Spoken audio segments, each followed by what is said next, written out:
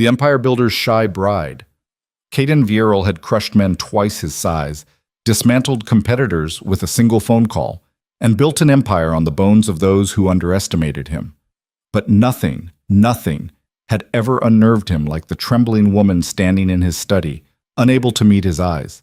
She wasn't supposed to be this. The marriage contract promised a strategic partner, someone who could navigate his brutal world. Instead, Leora Hale stood before him like a deer caught in headlights, and for the first time in his ruthless life, Caden Vierel had no idea what to do. The conference room on the 43rd floor of Vierel Tower smelled like expensive leather and old money. Caden sat at the head of the obsidian table, fingers steepled beneath his chin, watching his lawyer drone on about clauses and contingencies.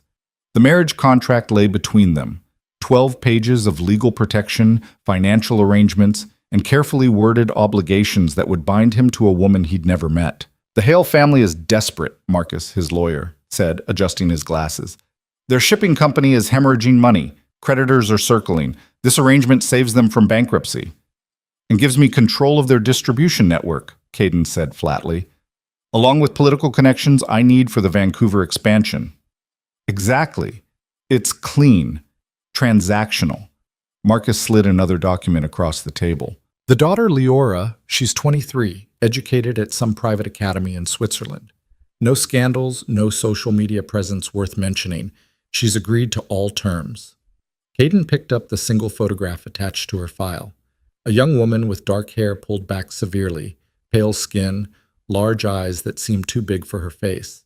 She wasn't smiling. She looked like she was trying to disappear into the background of the photo. "She looks terrified," he observed. Marcus shrugged. "She's sheltered. Youngest of 3, apparently. The family kept her out of the business until now." "Meaning she's expendable?" "Meaning she's willing to do what's necessary." Marcus closed his folder. "The wedding is Saturday. City Hall ceremony at 2, private reception at the Fairmont afterward.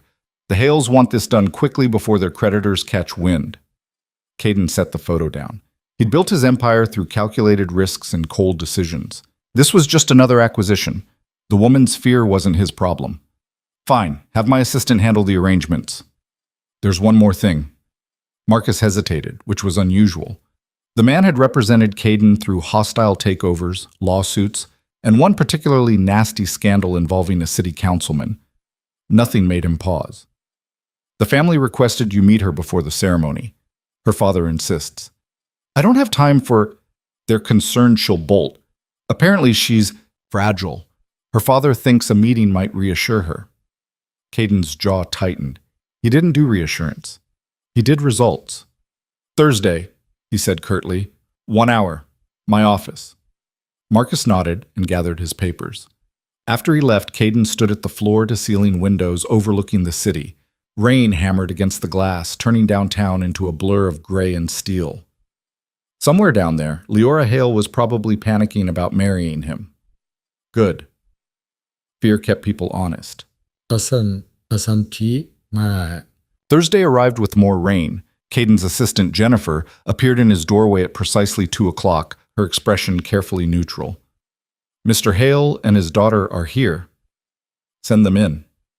"Sir, I should mention, the daughter seems very nervous. She barely spoke during the elevator ride." Caden didn't look up from his computer. "I didn't ask for a psychological evaluation, Jennifer." "Of course. I'll send them in." The first person through the door was Richard Hale. Tall, gray-haired, with the defeated look of a man who'd watched his life's work crumble. He extended his hand with forced cheer. "Mr. Vierel, thank you for seeing us." Caden shook his hand briefly, already looking past him to the figure hovering in the doorway. Leora Hale looked even smaller in person than in her photograph. She wore a pale blue dress that hung loosely on her thin frame, her dark hair falling around her shoulders in soft waves that partially obscured her face. Her hands were clasped in front of her so tightly her knuckles were white.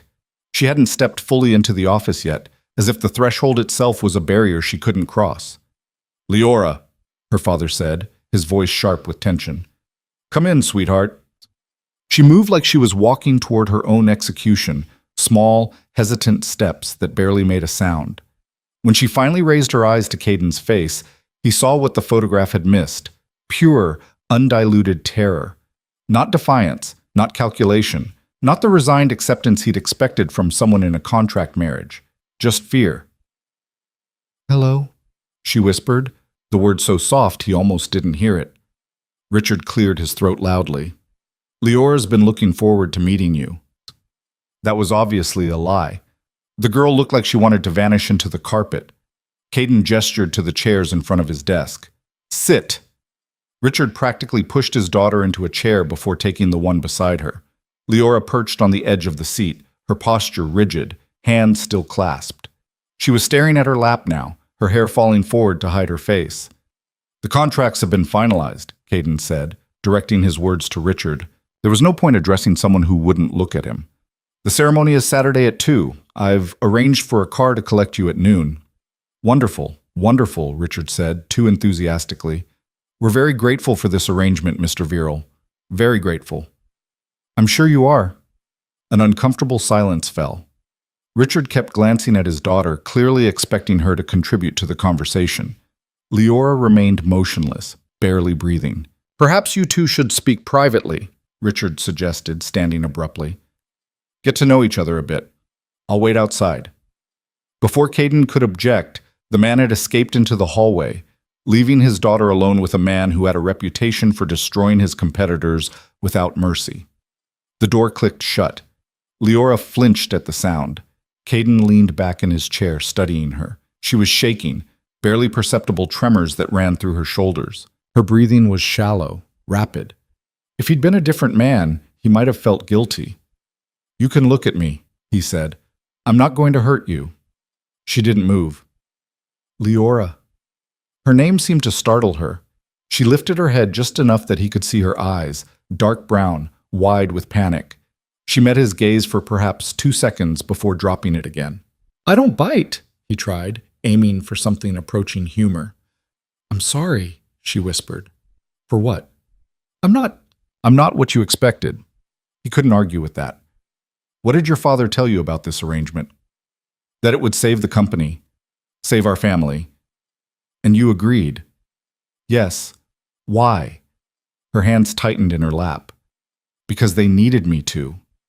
Not because she wanted to, not because she saw an opportunity, because someone had told this terrified girl that her family's survival depended on her marrying a stranger, and she'd said yes. Caden had crushed men who made stronger impressions than this. He'd negotiated with CEOs who walked into meetings with more confidence than Leora had sitting in his office. This wasn't the sharp, composed partner his lawyer had promised. This was a disaster. "Do you understand what you've agreed to?" he asked, keeping his voice level.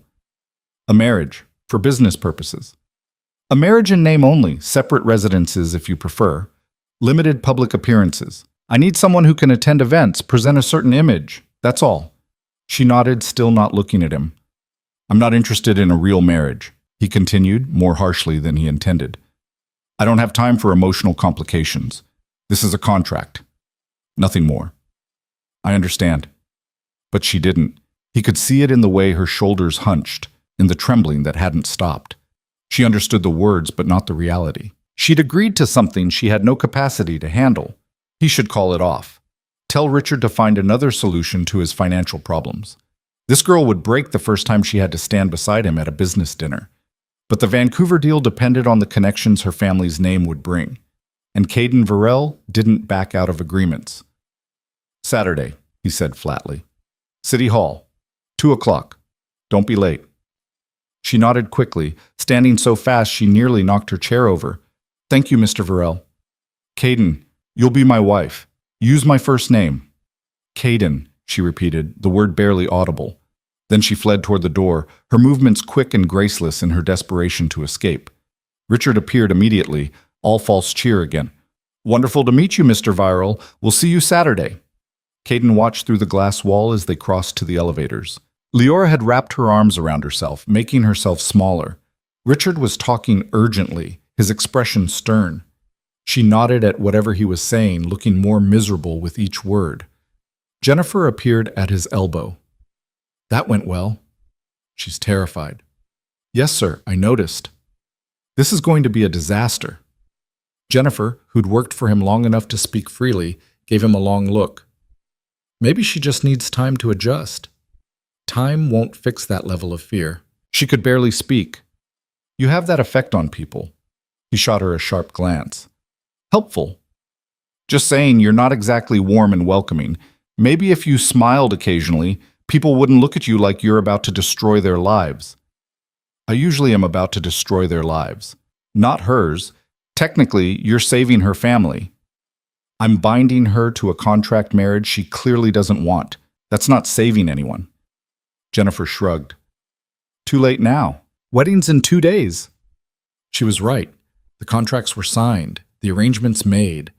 Whatever doubts he had about Leora Hale's ability to survive in his world were irrelevant now. He'd deal with the consequences after the ceremony.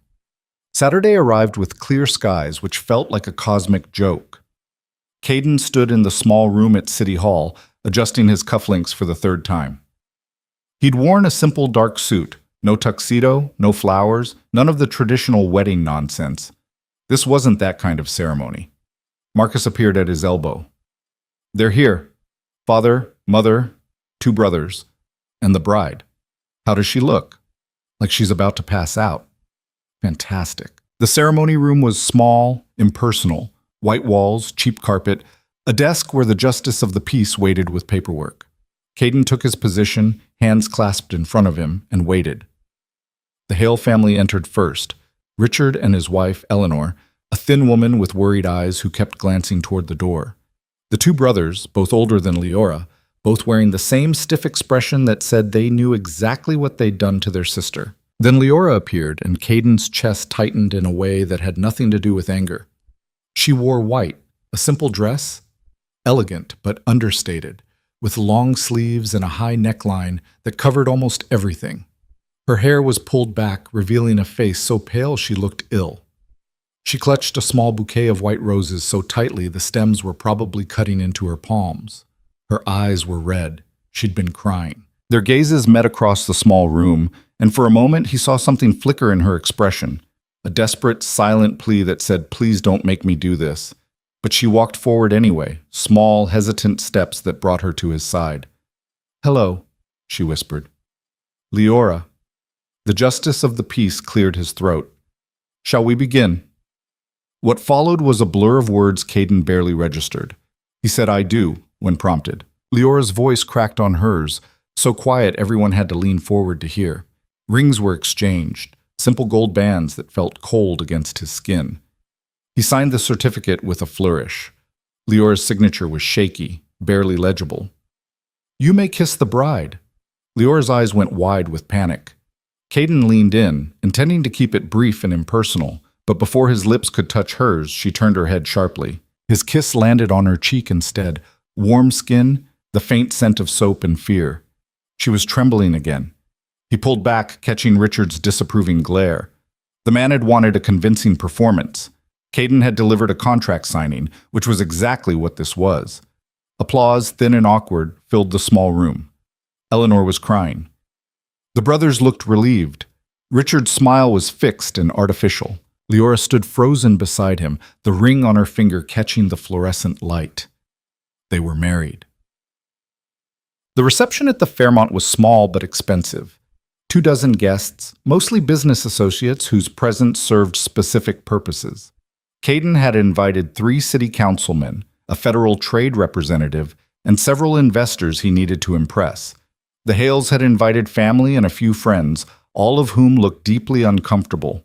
Leora sat beside him at the head table, untouched champagne in front of her, hands folded in her lap. She hadn't said a word since the ceremony. Every time someone approached to offer congratulations, she managed a tiny nod and a whisper of thanks before falling silent again. "You should eat something," Caden said, nodding to her untouched plate. "I'm not hungry." "You look like you're going to faint." "I won't." But her voice was unsteady, and he could see the tension in her jaw. She was holding herself together through sheer force of will.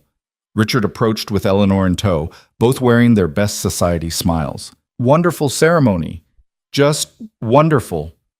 "Yes," Eleanor added, her eyes lingering on her daughter, with something that might have been guilt. "You both looked lovely." Leora said nothing.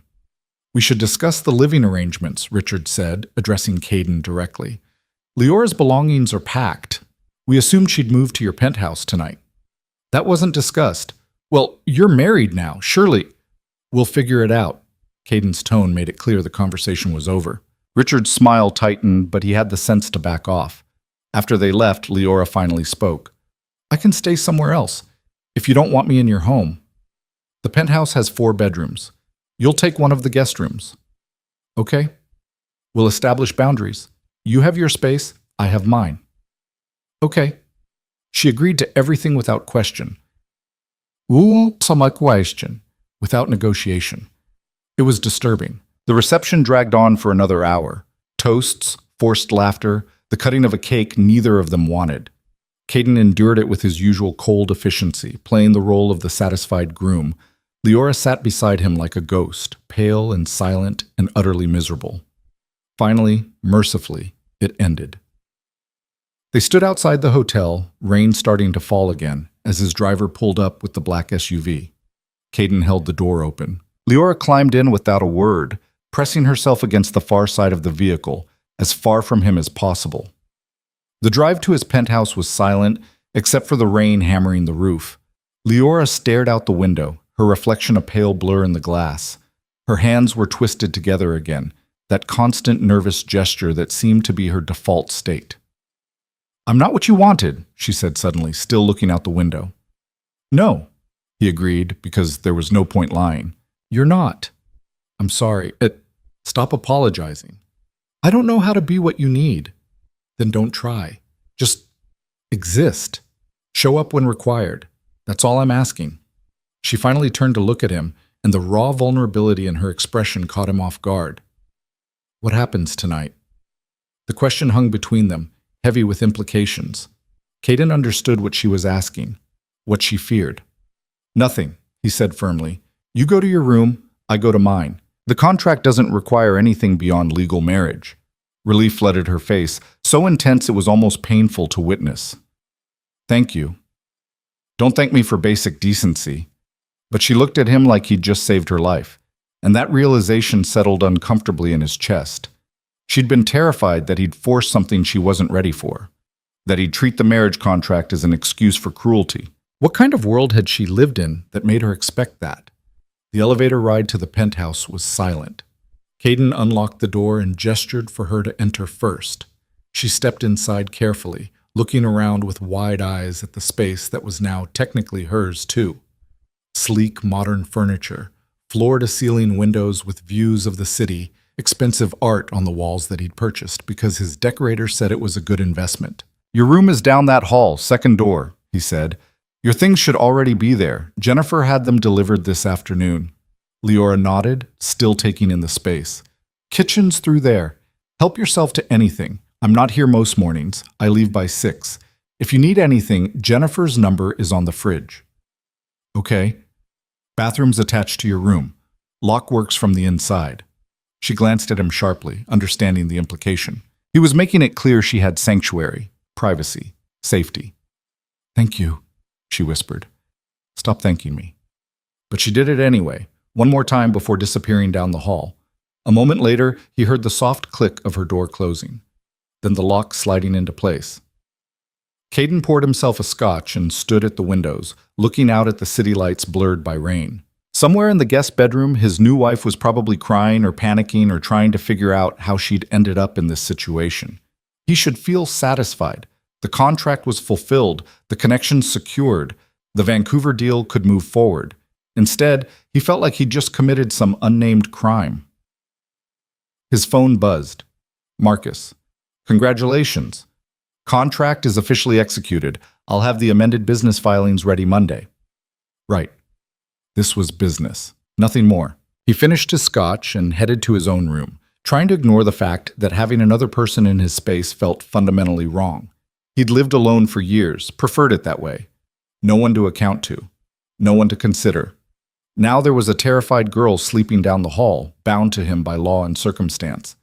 Caden lay awake for hours staring at the ceiling, trying to convince himself this was just another calculated move in his empire building. But all he could see was Leora's face when he'd told her nothing would happen tonight. That overwhelming relief, as if he'd offered her salvation instead of basic human decency.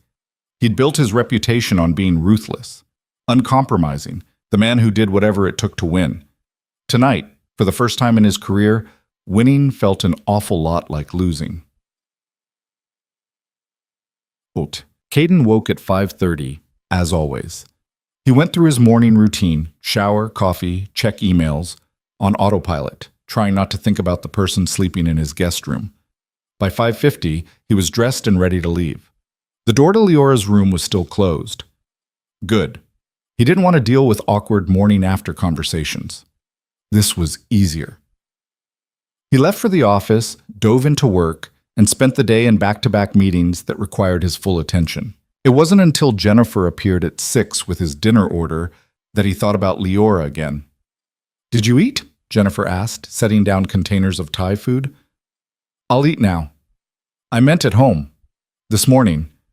With your wife." He gave her a flat look. "I left before she woke up." "Caden? What?" "I told her I leave early." Jennifer shook her head. "You can't just ignore her existence." "I'm not ignoring her. I'm giving her space. Space is good. Abandonment is bad. There's a difference." He opened a container, suddenly not hungry. "She was terrified yesterday. Of me. Of the whole situation. The kindest thing I can do is stay away." "Or," Jennifer said carefully, "you could try talking to her, like a human being." "I don't do small talk." "I'm aware. But she's your wife now. You're going to have to interact eventually. Might as well start building something, even if it's just tolerance." She had a point, much as he hated admitting it. If Leora remained this terrified, she'd be useless at the events where he needed her to appear composed and confident. And if she was going to live in his penthouse, this level of tension wasn't sustainable. "Fine," he said. "I'll try harder." "Revolutionary." "Don't push it." Jennifer smiled and headed for the door. "By the way, I had groceries delivered to your place. Your fridge had beer and takeout containers. Not exactly welcoming for a new bride." After she left, Caden sat at his desk, staring at the containers of food, and acknowledged an uncomfortable truth. He had no idea how to handle this situation. Business negotiations, hostile takeovers, complex deals, those he understood. Managing the emotions of a terrified young woman who'd been sacrificed to save her family? Completely outside his expertise. He left the office at 8, which was early for him. The penthouse was dark when he entered except for a single light in the kitchen. Leora sat at the counter wearing soft clothes, leggings and an oversized sweater, with a cup of tea cradled in her hands. She looked up when he entered, startled, like she'd been caught somewhere she shouldn't be. "Sorry," she said immediately. "I didn't know when you'd be back. I can go—" "It's your home now, too. You don't need to apologize for being in the kitchen." She nodded, but didn't relax. Caden set down his briefcase and moved to the fridge, pulling out one of the beers Jennifer had criticized. He popped it open and leaned against the counter, maintaining distance. Did Jennifer's grocery delivery include actual food? Or did she just stock the fridge with things she thinks I should eat? A tiny hint of a smile ghosted across Leora's face. "There's a lot of vegetables, and yogurt, and something called quinoa." She's trying to save me from myself. It's nice that she cares. She's meddling. Still nice. They fell into silence. Leora sipped her tea, eyes downcast again. Her hair was loose around her shoulders, damp like she'd just showered. Without the formal dress and severe styling from the wedding, she looked younger, more vulnerable. "Did you eat today?" he asked. "Yes, I made eggs. I hope that's okay." "Leora, you can eat whatever you want. You don't need my permission." "Okay." But she said it like she didn't quite believe him. He tried again. "Did your things get put away? Is the room acceptable?" "It's beautiful. Too nice, really. I don't need that much space." "There are 3 other guest rooms if you want to try those too. Take your pick." This time her smile was a bit stronger. "I think 1 is enough." Progress. Tiny, almost imperceptible, but progress. "I'm not usually home for dinner," he said. "But you're welcome to eat out here if you prefer. Don't feel like you have to hide in your room." "I'm not hiding." "You're isolating. There's a difference, but not much of one." She looked at him then, really looked at him, and he saw the question in her eyes before she asked it. "Why are you being nice to me? Would you prefer I wasn't?" No, I thought you'd be different, harder. I am hard. I'm a bastard in business. Ask anyone. But not to me. You haven't given me a reason to be. He took a long drink. You're not a business rival. You're not trying to screw me over. You're just here because your family forced you into an impossible situation. Her hands tightened on the cup. They didn't force me. I chose. No, you didn't choose. You sacrificed yourself. There's a difference. She fell silent, and he knew he'd hit too close to the truth. I'm going to try, she said finally, her voice small, to be what you need. I know I'm not good at this, at being confident or charming or any of the things a wife should be. Stop. He set down his beer. You're not performing for me, Leora. This isn't a role you have to master. Just be yourself. That's enough. Tears welled in her eyes, and he realized he'd said something wrong, but he had no idea what. I don't think you understand, she whispered. Myself is terrified. Myself is useless. Myself can barely look people in the eye. Then we'll work on that, together, slowly. She shook her head. Why would you help me? Because the alternative, watching her suffer in silence, was somehow worse than the inconvenience of trying. Because you're my wife now, he said simply, and I take care of what's mine. The words came out more possessive than he'd intended, but instead of fear, he saw something else flicker across her face, something that might have been hope. Okay, she said softly. I'll try. That's all I'm asking. She finished her tea and rinsed the cup, her movements careful and precise. At the entrance to the hallway, she paused. Caden? Yeah? Thank you for last night, for not… She couldn't finish the sentence. You don't need to thank me for that, ever. She nodded and disappeared down the hall. A moment later, he heard her door close, but this time she didn't lock it. It was a small change, barely worth noticing, but Caden noticed anyway. He stood in the kitchen, finishing his beer, and admitted to himself that something had shifted. Yesterday, Leora had been a business arrangement, a necessary complication. Tonight, she was a person. A terrified, vulnerable person who'd been handed a nightmare and was trying desperately to survive it. And despite every instinct that told him emotional involvement was a mistake, Caden found himself wanting to help her, not because it served his interests, just because she needed it. That realization should have worried him more than it did. The next morning, Caden woke to the smell of coffee, which was wrong because his coffee maker was programmed to brew at 5:45, and it was only 5:30. He pulled on a shirt and walked into the kitchen to find Leora standing by the counter, staring at the machine like it might explode. I'm sorry, she said immediately when she saw him. I didn't know how it worked. I think I broke it. The machine was beeping angrily, water pooling on the counter. Caden moved past her and hit the reset button, then pulled out the filter basket. She'd overfilled it with grounds and forgotten to put the carafe in place. You didn't break it, just overenthusiastic with the coffee. He dumped the soggy grounds and started over. Why are you up so early? I couldn't sleep.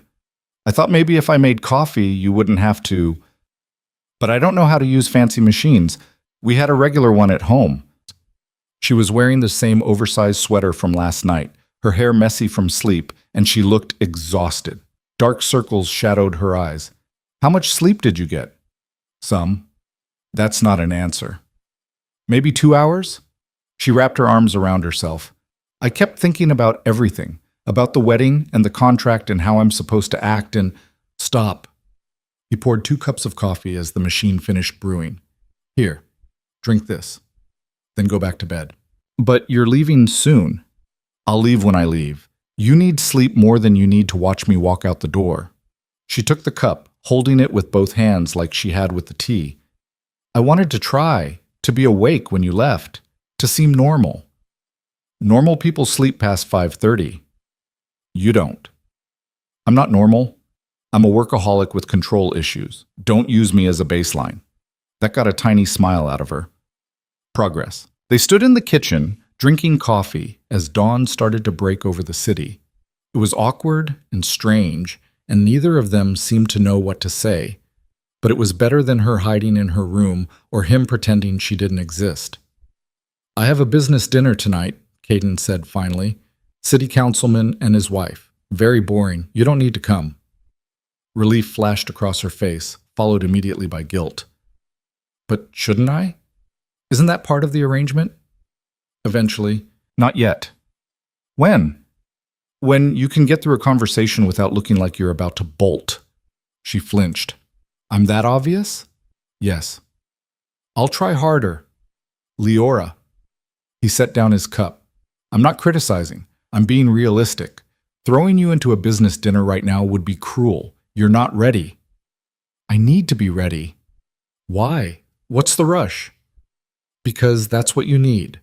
A wife who can stand next to you and smile and make conversation and not embarrass you. I need a wife who doesn't have a nervous breakdown at my business events. There's a difference. And right now, you'd have the breakdown, so we wait. She looked down at her coffee, shoulders hunched. My father called yesterday. He wanted to know how things were going, if I was fulfilling my obligations. Caden's jaw tightened.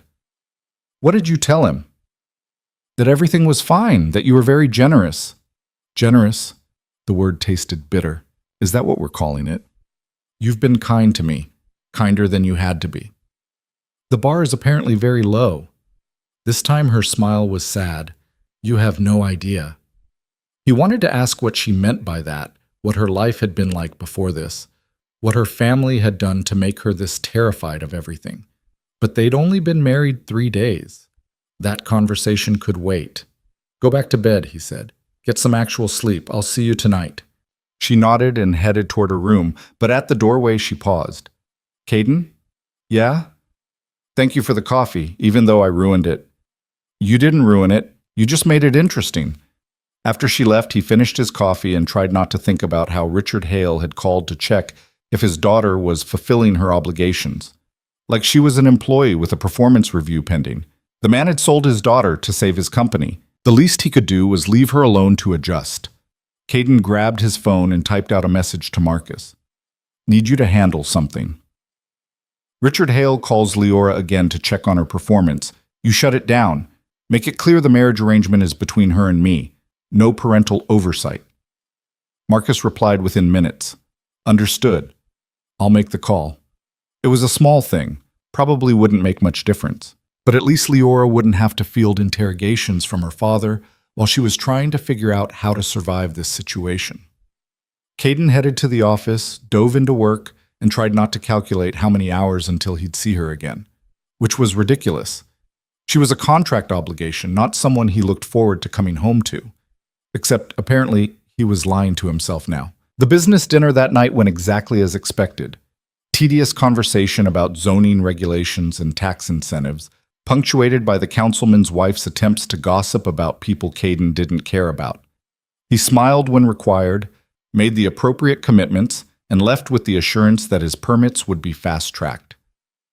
He got home at 10 to find Leora curled up on the couch in the living room, reading. She looked up when he entered, and for just a moment there was something almost comfortable in the way she smiled.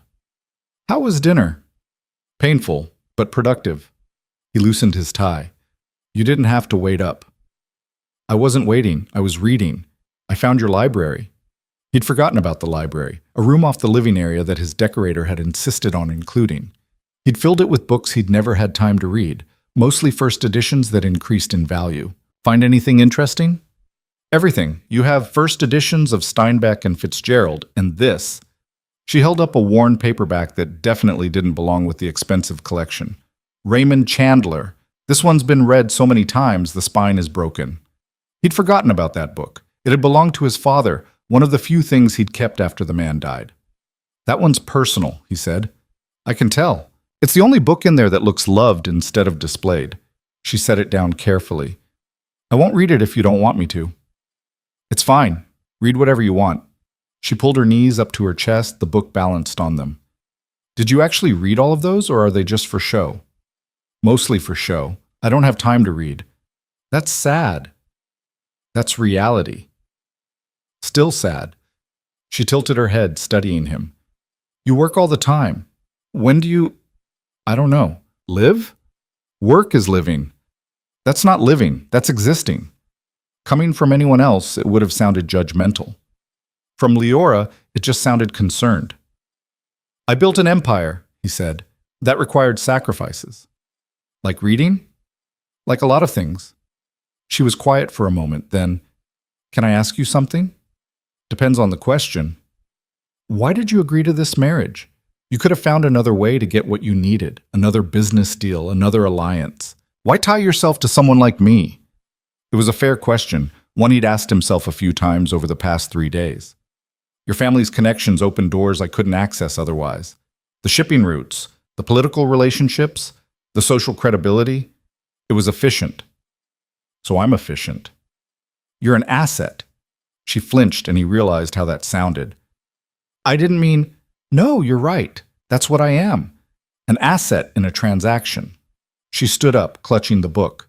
I should go to bed. You probably have work to do. Leora. But she was already walking away, her shoulders tense, and he knew he'd screwed up. He'd reduced her to a business term when she'd been trying to have an actual conversation. He poured himself a scotch and stood at the windows, watching the city lights and wondering when he'd become so bad at basic human interaction that he couldn't talk to his own wife without making her feel worthless. The answer probably was that he'd always been this bad. He'd just never cared before. Now, for reasons he didn't want to examine, he cared. The next morning, he found a note on the kitchen counter in careful handwriting. Thank you for letting me read your books. I'm sorry for pushing. L. She was apologizing for asking a reasonable question, for trying to understand him.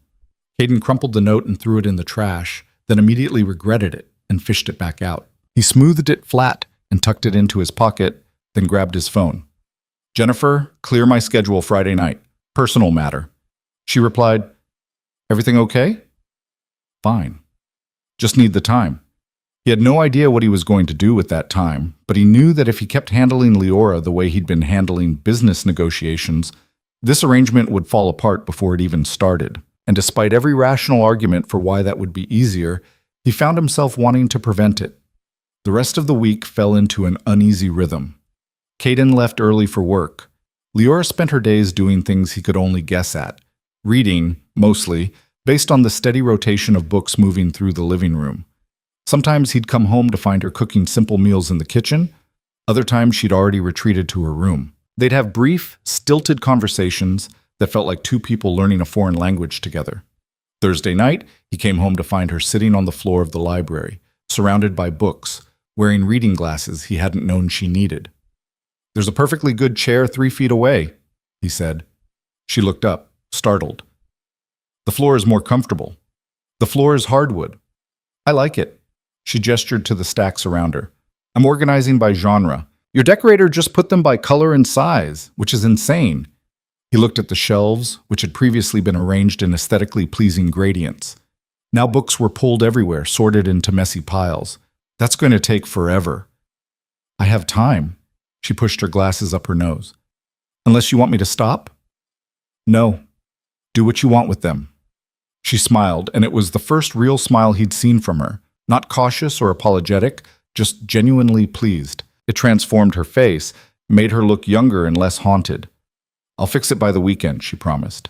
Take your time.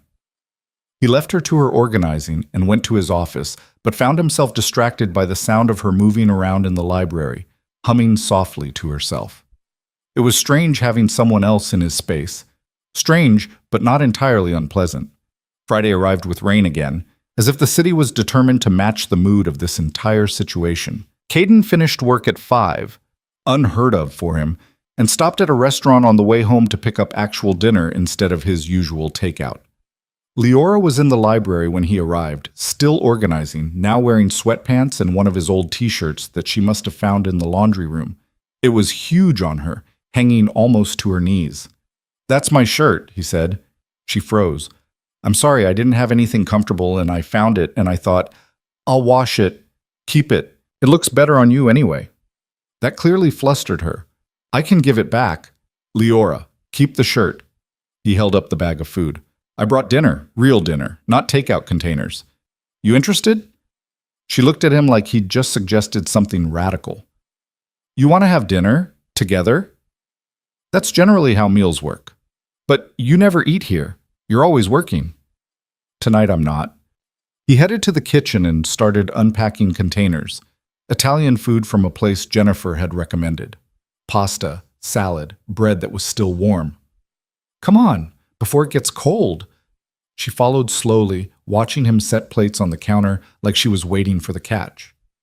What's the occasion? She asked. Does there need to be one? You cleared your schedule. Jennifer told me when she dropped off groceries. She said you never clear your schedule. Jennifer talks too much. She cares about you. She meddles. He poured wine for both of them. Sit, eat. Stop looking at me like I'm planning something. Leora sat, but the suspicion didn't leave her eyes. Are you planning something? Yes. I'm planning to eat dinner with my wife. Radical concept. She picked up her fork but didn't eat yet. Why? Because I've been an ass. Because I called you an asset and made you apologize for asking a legitimate question. Because we're stuck in this situation together, and I'd prefer it not be miserable for both of us. It's not miserable. You're terrified of me most of the time. That's miserable. I'm not terrified of you. He gave her a flat look. Okay, maybe a little, she admitted, but less than before. You haven't been what I expected. What did you expect? She was quiet for a moment, pushing pasta around her plate. My father told me you were ruthless, that you destroyed competitors and ruined companies without hesitation, that I needed to be perfect, or you'd make our family suffer. Caden's hand tightened on his fork. He said that? He wanted me to understand the stakes. He wanted you terrified so you'd comply. It worked. That's not a good thing, Leora. She finally took a bite of food, chewing slowly. I know that now. But when he first told me about the marriage, all I could think about was the stories. About you buying companies and firing everyone. About lawsuits and intimidation tactics. About people who crossed you and regretted it. Some of those stories are true. I know. But you're not like that with me. You haven't given me a reason to be. Neither did those other people, probably. They just got in your way. She wasn't wrong. Caden had destroyed businesses and reputations for far less than actual betrayal. He'd done it because it was efficient, because it sent a message, because in his world, mercy was weakness.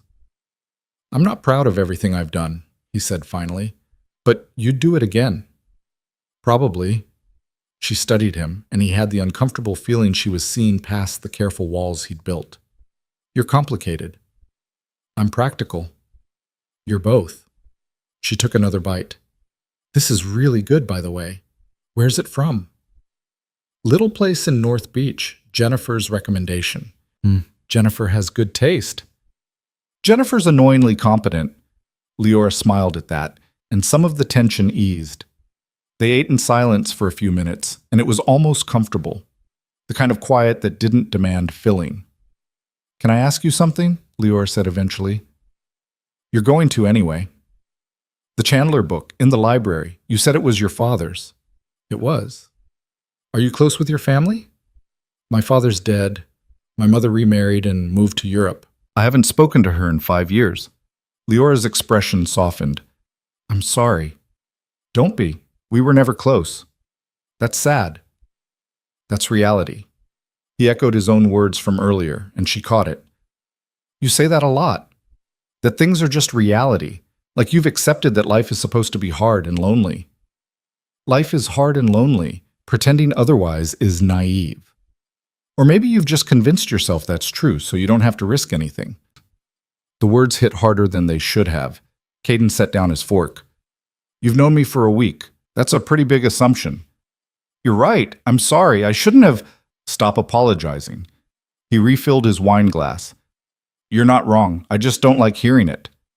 She was quiet, uncertain how to respond to that admission. I built everything I have from nothing, he continued. My father was a drunk who left us with debt. My mother blamed me for not being enough to keep him around. I learned early that relying on other people was a mistake. So yes, I keep people at a distance. It's safer. Safer isn't the same as better. No, but it's predictable. Leora reached across the counter and did something that shocked him. She put her hand over his. Her fingers were small and warm, and the gesture was so unexpected he almost pulled away. I'm not going to hurt you, she said softly. You don't know that. Neither do you. But we're married now. We live in the same space. We're going to keep having awkward dinners and weird conversations, and eventually maybe we'll figure out how to do this without it being so hard. And if we don't, then at least we tried. It was such a simple statement, such an obvious truth. But coming from Leora, who had every reason to hate this situation, to resent him for being part of the trap her family had built, it felt like a lifeline. Okay, he said, we'll try. Her smile was small but genuine. That's all I'm asking. They finished dinner with easier conversation. About books, about the city, about the ridiculous organization system his decorator had used. Leora told him about growing up as the youngest, always invisible, always expected to be quiet and compliant. Caden told her about building his first company with borrowed money and sheer stubbornness. By the time they cleared the dishes, something had shifted. Not friendship exactly, not romance, but something closer to understanding. I have a charity gala next month, Caden said as they loaded the dishwasher. Big event, lots of press. I'll need you there. Leora's hand stilled. A month? That gives you time to prepare. Jennifer can help with clothes, coaching, whatever you need. I don't know if I can. You can. You just did. You had dinner with me, had a conversation, didn't run away. That's progress. Having dinner with you isn't the same as facing hundreds of people. We'll practice. Small events first, work our way up.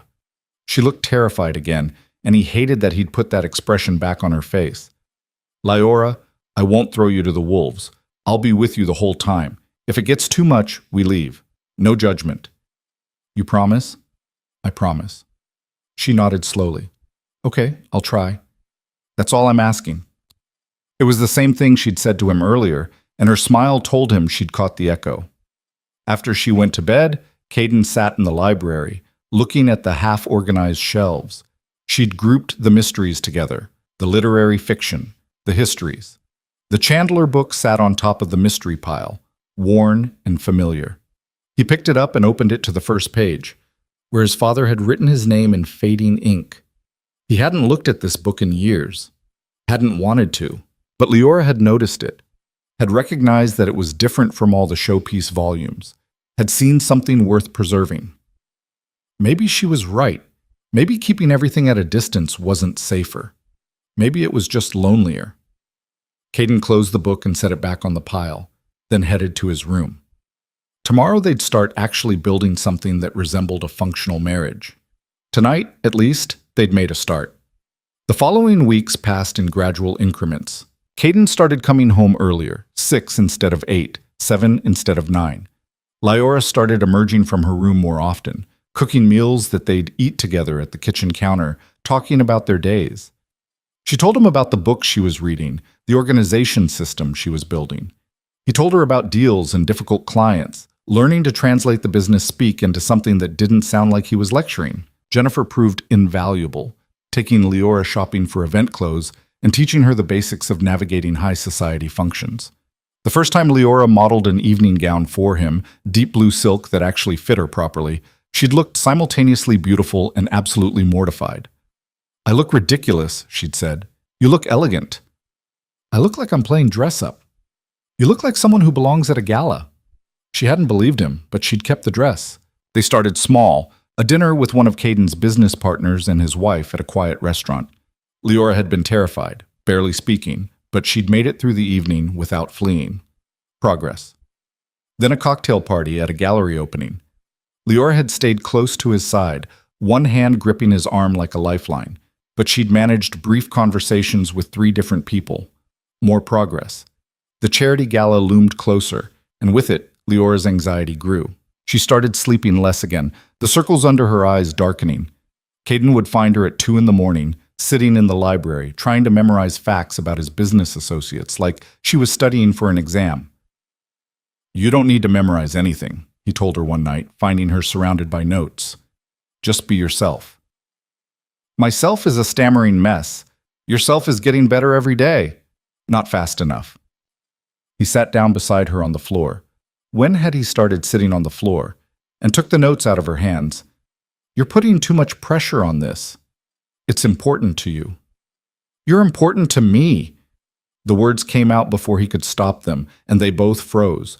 Because that was true, somehow. At some point over the past 6 weeks, Leora had stopped being a contract obligation and become something else. Someone he looked forward to seeing. Someone whose opinion mattered. Someone important. "I don't want to disappoint you," she whispered. "You won't. You don't know that." "Yes, I do, because you keep trying. Because you haven't given up even though this whole situation is unfair. Because you're braver than you think you are." Tears welled in her eyes. "I'm not brave. I'm terrified constantly." "Being brave doesn't mean you're not scared. It means you do it anyway." She leaned against his shoulder, tentative, testing, and when he didn't pull away, she relaxed into him. They sat like that for a long time, surrounded by her anxious notes and his expensive books, and Caden realized something that should have worried him more than it did. He was starting to care about her, not as an asset or an arrangement, but as a person, as his wife. And that was dangerous, because caring meant vulnerability, and vulnerability meant risk. But as Leora's breathing evened out against his shoulder, her exhaustion finally catching up with her, Caden found he didn't care about the risk as much as he should. Some things, apparently, were worth it. He carried her to her room that night, her body slack with exhaustion against his chest. She stirred when he laid her on the bed, mumbling something incoherent before curling onto her side. Caden pulled the blanket over her and left before he could do something stupid like stay. The gala was in 3 days. Jennifer arrived Saturday morning with a stylist, a makeup artist, and enough enthusiasm to power a small city. Leora looked like she wanted to crawl under the furniture when the team descended on her, but she submitted to the process with only minimal protest. Caden retreated to his office to work, but found himself checking his watch every 20 minutes. After 2 hours, he gave up pretending to focus and went to find them. Leora stood in front of the full-length mirror in the guest room, transformed. The deep blue dress hugged her figure without being revealing, elegant and understated. Her hair was swept up. A few dark strands left loose to frame her face. The makeup was subtle, but effective. It made her eyes look larger, her skin luminous, her lips soft. She looked beautiful and absolutely miserable. "I can't do this," she said when she saw him in the mirror. "I look like someone else." "You look like yourself, just polished." "I look like a fraud." Jennifer exchanged a glance with the stylist. "We'll give you two a moment." After they left, Caden stepped closer. Leora wouldn't meet his eyes in the reflection. "What's really going on?" he asked. "I'm going to ruin this for you. I'm going to freeze up or say something stupid or trip in these heels and everyone will see that I don't belong in your world. My world is ruthless business deals and corporate warfare. Nobody belongs there. We all just pretend." "You don't pretend. You dominate. That's different." He touched her shoulder, gently turning her to face him instead of the mirror. "Look at me." She did, reluctantly. "You're not going to ruin anything. And even if something goes wrong, if you trip or stumble over words or need to leave early, it doesn't matter. None of those people matter. They matter to your business. Business is business. It'll survive one imperfect gala appearance. But your reputation. My reputation is built on results, not perfect social events. Stop worrying about what everyone else thinks and focus on getting through one evening. That's all. Just one evening." She took a shaky breath. "What if I can't?" "Then we leave. We've been over this." "You say that, but when we're there, surrounded by all those people expecting perfection..." "Leora." He waited until she met his eyes. "I will walk out of that gala the second you need me to. I don't care who's there or what deal is on the line. You say the word, we're gone." "You mean that?" It wasn't a question, but he answered anyway. "Yes." Some of the panic faded from her expression. Not all of it. She was still terrified, but enough that she could breathe normally again. "Okay," she whispered. "One evening." "One evening."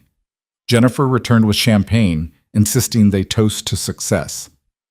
Leora took tiny sips, still looking uncomfortable in the dress and heels, but she managed to smile when the stylist complimented her. After they left, she changed back into her comfortable clothes, leggings and that same borrowed t-shirt, and Caden found her in the library again, reorganizing the biography section. "You know you don't have to finish this before the gala," he said.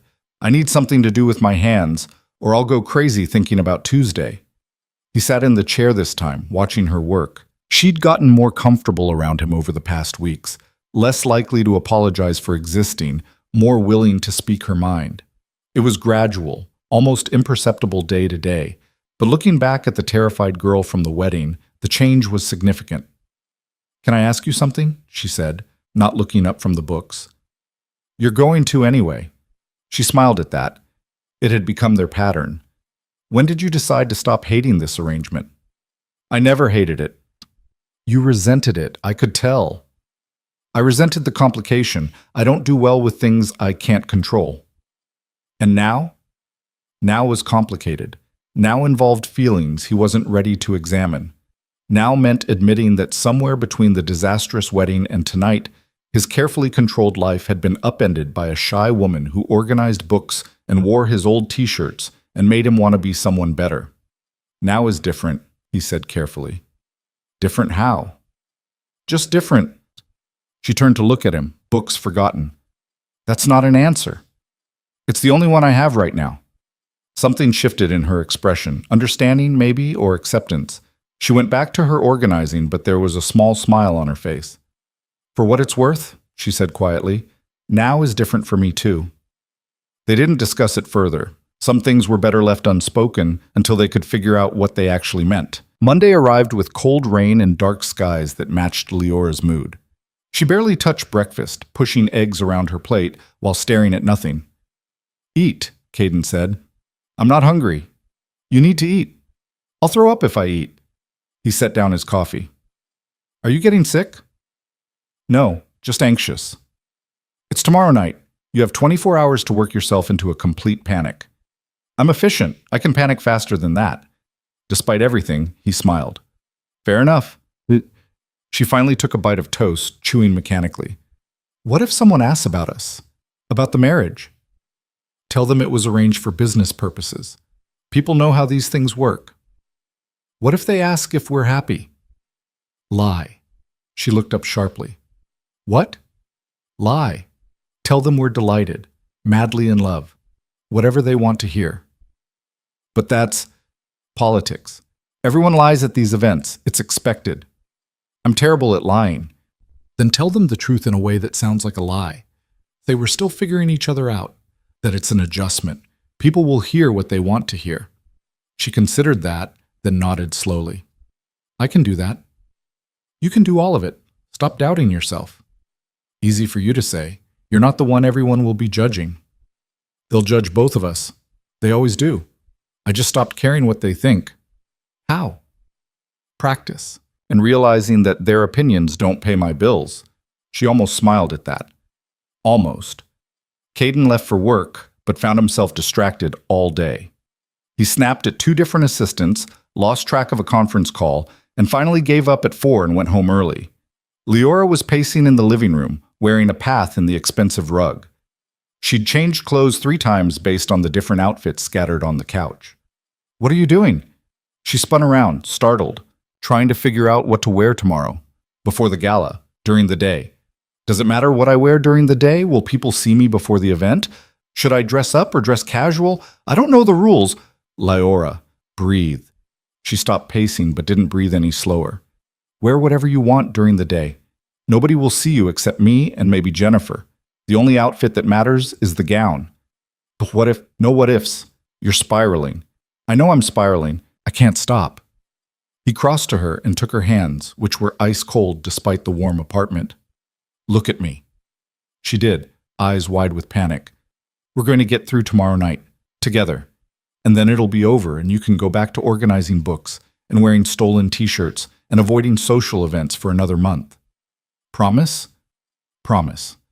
She leaned forward, resting her forehead against his chest. He froze for a moment, unsure what to do, then carefully put his arms around her. She was shaking. "I'm sorry," she mumbled against his shirt. "I'm a mess." "You're anxious. There's a difference. I don't want to disappoint you." "You won't." "You keep saying that."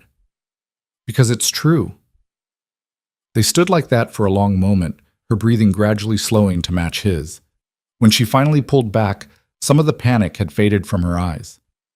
"Thank you," she said softly. Stop thanking me for basic human decency. It's not basic.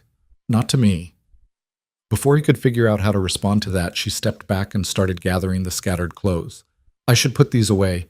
And maybe eat something. You're right. I need to eat. She disappeared into the kitchen, leaving Caden standing in the living room trying to process what had just happened. That hug, brief and desperate as it was, had felt significant, like a line crossed, like something changing. He should probably be worried about that. He wasn't. Tuesday morning arrived too fast.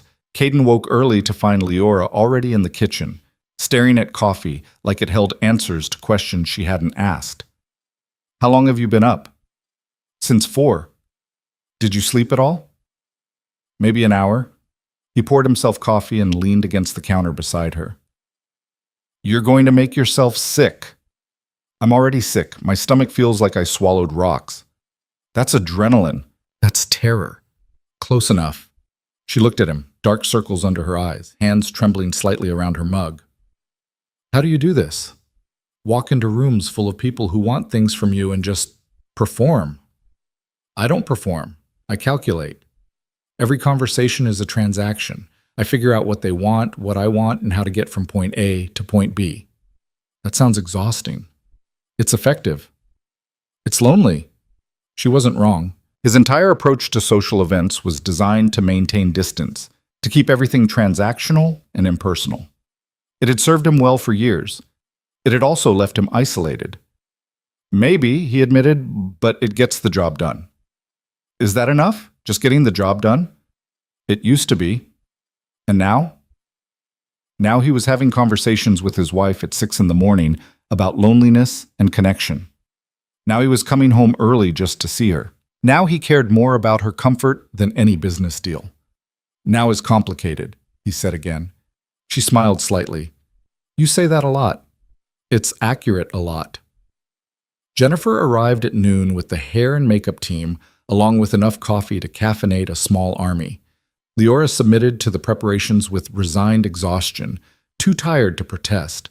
Caden retreated to his room to get ready, grateful for a few moments of silence. He'd been to hundreds of these events, fundraisers, galas, charity auctions. They all blurred together after a while. But tonight felt different. Tonight mattered in a way that had nothing to do with business connections or political maneuvering. Tonight was about Leora surviving her first major public appearance as his wife. And despite every instinct that told him not to care that much, he did. He emerged at 5:30 in his tuxedo to find the living room transformed into a staging area. The stylist was adjusting the drape of Leora's gown, the makeup artist doing final touch-ups, Jennifer hovering with champagne and encouraging words. Then Leora turned and Caden forgot how to breathe. The blue gown moved like water, catching the light. Her hair was perfect, her makeup flawless. But what struck him wasn't the polish, it was her eyes. Despite the fear still visible there, despite the way her hands were clasped tightly in front of her, there was something else. Determination, resolve. She was terrified, but she was going to do this anyway. You look beautiful, he said. She blushed, the color visible even through the makeup.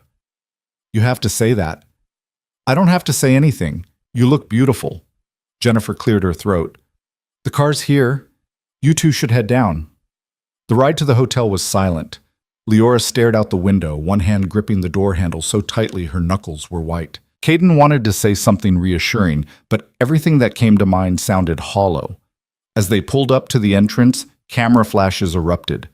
The event had press coverage. Of course it did. Caden had forgotten to warn her. There are photographers, Leora said, her voice tight. They'll take pictures as we walk in. Just stay next to me. Smile if you can. It'll be over in 30 seconds. 30 seconds. That's all. The driver opened the door. Caden stepped out first, then offered his hand to Leora. She took it, her palm damp with nervous sweat, and emerged from the car with careful grace. The flashes intensified. Leora's grip on his hand became painful, but she didn't freeze. She walked beside him up the red carpet, her smile small and uncertain, but present. Questions were shouted. About the marriage. About business. About her dress. But Caden ignored them all, keeping his hand firmly in hers, guiding her through the chaos. Then they were inside, the noise cutting off as the doors closed behind them. Leora let out a shaky breath. That was awful. You did great. I barely remembered to smile. But you did. That's what matters. The ballroom was already filling with guests, men in tuxedos, women in evening gowns, everyone wearing their best society masks. Caden recognized half the room, business associates, city officials, competitors. They all turned to look as he and Leora entered. Her hand tightened in his again. One step at a time, he murmured. We'll do a lap of the room, say hello to a few key people, then find somewhere to breathe. Okay. They moved into the crowd, and the performance began. Caden introduced Leora to a city councilman and his wife, who gushed about the wedding they hadn't attended. Leora managed brief pleasantries, her responses quiet but coherent. Then a tech CEO who wanted to talk about partnerships. Then a socialite who ran the charity they were supporting.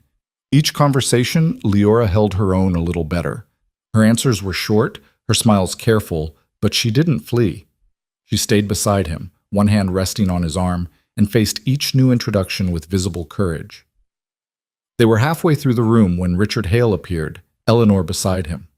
Caden, Leora. Richard's smile was all performance. What a wonderful event. Leora's entire body went rigid. Richard, Caden said coolly. Eleanor. Leora, you look lovely, Eleanor said, her eyes scanning her daughter with assessment. Very appropriate. Thank you, Leora whispered. We should speak, Richard said, directing the comment to Caden, about the shipping contracts. Perhaps later this week? Have your people call my people. Of course, of course. Richard turned to his daughter. You're doing well, I hope? Adjusting to married life? Yes? Good. That's good. Your mother and I were concerned, but you seem to be managing. The casual cruelty of the comment, reducing Leora's experience to whether she was managing, made Caden's jaw tighten. She's doing more than managing, he said coldly. She's adapting to a situation your family created. If you're concerned, perhaps you should have considered that before signing the contract. Richard's smile faltered. Eleanor looked uncomfortable. We did what was necessary, Richard said stiffly. You did what was convenient. There's a difference. Caden, Leora started, but he cut her off. Enjoy the event, he said to her parents. We have other people to greet. He guided Leora away before Richard could respond, feeling her trembling again. You didn't have to do that, she said quietly. Yes, I did. They're my parents. They're the people who used you as a bargaining chip. That doesn't earn them respect. She was silent for a moment, then, Thank you. He glanced down at her. For what? For seeing me. For defending me. Nobody's ever done that before. The simple gratitude in her voice made something crack in his chest. How low had her expectations been that basic defense felt like a gift? They continued through the crowd, making the required appearances, but Caden kept the conversation shorter now. He could see the exhaustion creeping into Leora's expression, the way her smile was becoming more strained. Finally, they reached a quiet corner near the windows, temporarily alone. How are you holding up? He asked. I'm okay. Tired, but okay. We can leave after dinner if you want. Don't you need to stay? To network? I need you to survive this more than I need another business card. She leaned against him slightly, a gesture that was becoming familiar. Can we stay a little longer? I want to prove I can. You've already proved it. To myself, I mean. He understood that. Okay, but the second it's too much, I know. We leave. Dinner was announced, and they found their assigned seats at a table with 6 other couples, all people Caden knew professionally. The conversations flowed around them, mostly business talk and society gossip. Leora sat quietly, listening more than speaking, but she answered when directly addressed, her responses getting more confident as the meal progressed.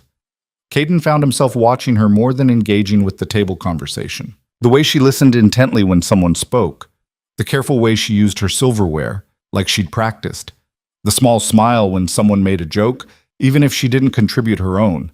She was trying so hard.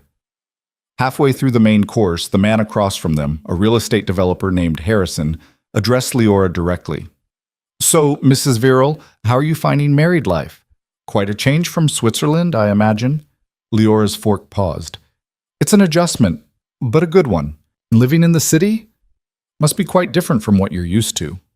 Different, yes, but I'm learning to appreciate it. Your husband's quite the force in the business world. Are you planning to join him? Perhaps take on some charitable work?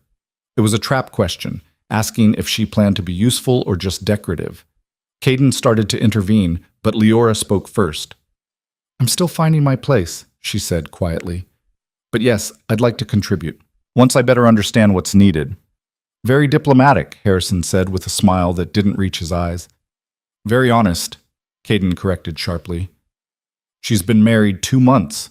Give her time to settle before expecting her to save the world. Harrison backed off, and the conversation shifted. Under the table, Leora's hand found Caden's and squeezed once. Thank you. After dinner came speeches, charity representatives thanking donors, city officials praising generosity, the usual performance. Caden had heard variations of the same speech at 100 events.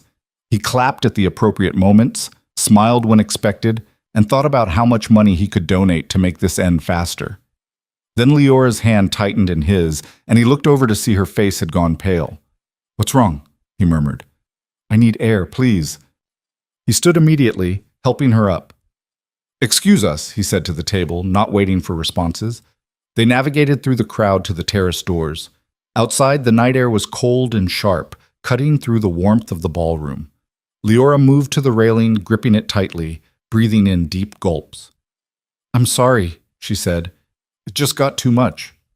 Too many people, too much noise. Don't apologize. You lasted 3 hours. That's impressive. I wanted to make it to the end, but you made it far enough. She turned to face him, and in the dim light from the ballroom, she looked younger, more vulnerable. Did I embarrass you? No. Harrison thought I was useless. Harrison's an ass who's been bankrupt twice. His opinion is worthless. That got a small laugh out of her. You're very loyal. You're my wife. Of course I'm loyal. That's just the contract. It stopped being just the contract weeks ago. The admission hung between them, heavy with implication. Leora stared at him, and he saw something shift in her expression, surprise, hope, fear all mixed together. When? She asked softly. When did it stop being just a contract? Caden thought back over the past 2 months. The dinners, the conversations, the gradual comfort, the moment she'd fallen asleep on his shoulder in the library, the first time she'd smiled without fear, the way she looked in his t-shirts, the quiet presence that had somehow become essential to his life. I don't know, he admitted. Somewhere between you organizing my books and stealing my clothes. It just changed. For me too, she whispered. They stood there in the cold night air, the sounds of the gala muffled behind them, and Caden realized they were at a turning point. They could go back inside, finish the evening, pretend this conversation hadn't happened. Or they could acknowledge what was building between them, something that had started as obligation but was transforming into something else entirely, something that felt dangerously close to real. Before he could decide which path to take, the terrace doors opened and a group of guests spilled out, laughing and drunk. The moment shattered. We should go home, Caden said. Leora nodded, relief evident on her face. They made their excuses to the necessary people, collected their coats, and escaped to the car. The ride home was quiet again, but different from the tense silence of the arrival. This was comfortable, tired, but satisfied. You did amazing tonight, Caden said as the city lights blurred past. I survived. That's not the same thing. It is when survival was the goal. She leaned her head against the window, exhaustion catching up with her. What happens now? Now we go home. You take off that dress and those heels. We order terrible food and watch something mindless on TV. I meant with us. After tonight, after whatever that conversation was on the terrace. I don't know. That's honest, at least. Honest is all I've got right now. She smiled slightly. Then we'll figure it out together. Back at the penthouse, Leora disappeared to change while Caden ordered pizza, her request surprisingly. When she emerged in leggings and his t-shirt, hair down and face scrubbed clean, she looked more like herself than she had all night. They ate pizza on the couch, watching some action movie neither of them paid attention to, and somewhere around midnight, Leora fell asleep with her head on his shoulder. Caden should have woken her, should have sent her to her own room, should have maintained the boundaries they'd carefully established. Instead, he adjusted the blanket over both of them and let her sleep. Outside, the city continued its endless movement. Inside, something fragile and tentative was beginning to grow. Something that might have started as a contract but was evolving into something neither of them had planned for. Something that felt like it might actually be worth the risk. Caden woke to sunlight streaming through the windows and Leora still asleep against his shoulder, one hand curled against his chest. His arm had gone numb hours ago, but he hadn't moved, hadn't wanted to disturb her. Now, watching her sleep in the morning light, he had to acknowledge what he'd been avoiding for weeks. This wasn't obligation anymore. This wasn't strategic. Somewhere between the contract signing and now, he'd started caring about her in a way that had nothing to do with business advantages or social appearances. And that was a problem, because caring meant vulnerability. It meant giving someone the power to hurt him. It meant risking the carefully controlled life he'd built from nothing. Leora stirred, her eyes fluttering open. For a moment she looked confused, then awareness hit, and she sat up quickly. "I fell asleep on you. I'm sorry." "Stop apologizing." His voice came out rougher than intended, scratchy from sleep. "It's fine. Your arm must be dead. I'll survive." She stood, wrapping the blanket around herself, and looked at the scattered pizza boxes and the TV still playing static. "We made a mess. We made progress. There's a difference." Her smile was small but genuine. "I should shower, change. You probably have work." "It's Wednesday. I always have work." But instead of leaving immediately like he usually did, Caden made coffee while Leora showered. When she emerged, hair still damp, he handed her a mug and they stood at the counter in comfortable silence. "Thank you," she said finally. "For last night, for defending me to my father, for letting me leave when it got too much." "You don't need to thank me for that." "I know, but I want to." She took a sip of coffee. "It meant something, having someone on my side." "I'm always on your side." The words came out before he could stop them, and they both knew it was a bigger admission than it seemed. Because being on someone's side meant choosing them over everything else. It meant loyalty that went beyond contracts. Leora's eyes searched his face. "Why?" "Why what? Why are you on my side? What do you get out of this? Out of being kind to me, defending me, helping me through things I should be able to handle myself? Maybe I don't need to get anything out of it. Everyone needs something. That's what you said when we met, that everything is transactional. Maybe I was wrong." She set down her coffee, and the look she gave him was equal parts hope and fear. "What changed?" "You did. Or I did. Maybe both." He scrubbed a hand over his face, frustrated with his inability to articulate what he was feeling. "I've spent my whole life keeping people at a distance. It was safer that way, easier. But then you showed up, terrified and apologizing for everything, and somehow you got past all of that." "I didn't do anything. You existed. You were honest. You didn't try to manipulate or control or use me. You just were yourself. And that was enough." Tears welled in her eyes. "I don't know what to do with that." "Neither do I." They stood there, the morning sun painting everything gold, and Caden felt the ground shifting under his feet. This was the moment. The point where they either acknowledged what was happening between them or pretended it wasn't. Before either could speak, his phone rang. Marcus. Caden almost ignored it, but old habits died hard. "I need to take this." Leora nodded, understanding. "I'll be in the library." The call was about the Vancouver deal, complications with zoning, resistance from local competitors. It required his full attention, dragged on for an hour, and by the time he finished, Leora had retreated completely into her books, and the moment was gone. He left for work, feeling like he'd missed something important. The next few days fell into an uneasy rhythm. They were careful around each other, polite and considerate, but something had shifted. Conversations that used to flow easily now felt weighted. They were both aware of what had been said, and what hadn't been said, on the terrace and in the kitchen. Friday night, Caden came home to find Leora cooking dinner, something she'd started doing more often. The kitchen smelled like garlic and herbs, and she was humming softly to herself, completely absorbed. "What are you making?" he asked. She jumped, spinning around with a wooden spoon in hand. "You're early." Meetings ended sooner than expected. What's cooking? Pasta. Nothing fancy. I found a recipe online and thought I'd try it. He set down his briefcase and leaned against the counter, watching her work.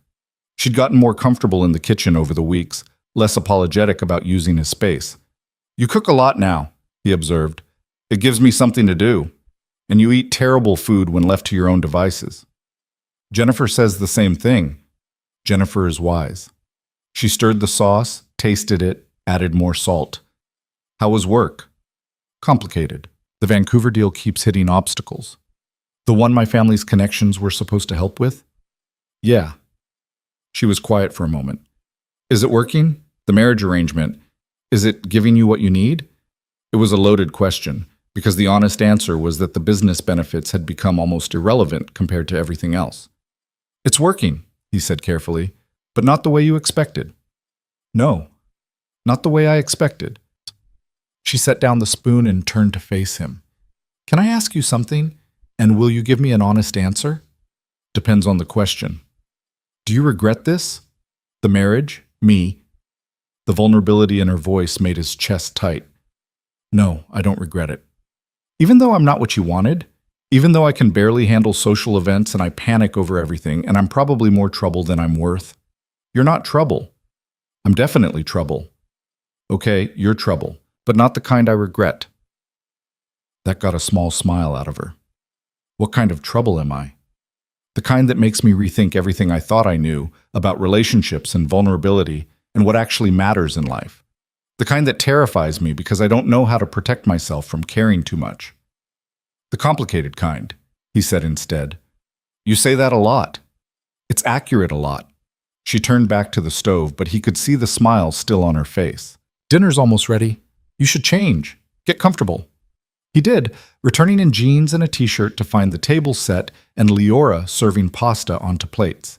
They ate together, talking about small things, books she was reading, funny things Jennifer had said, a documentary she'd watched.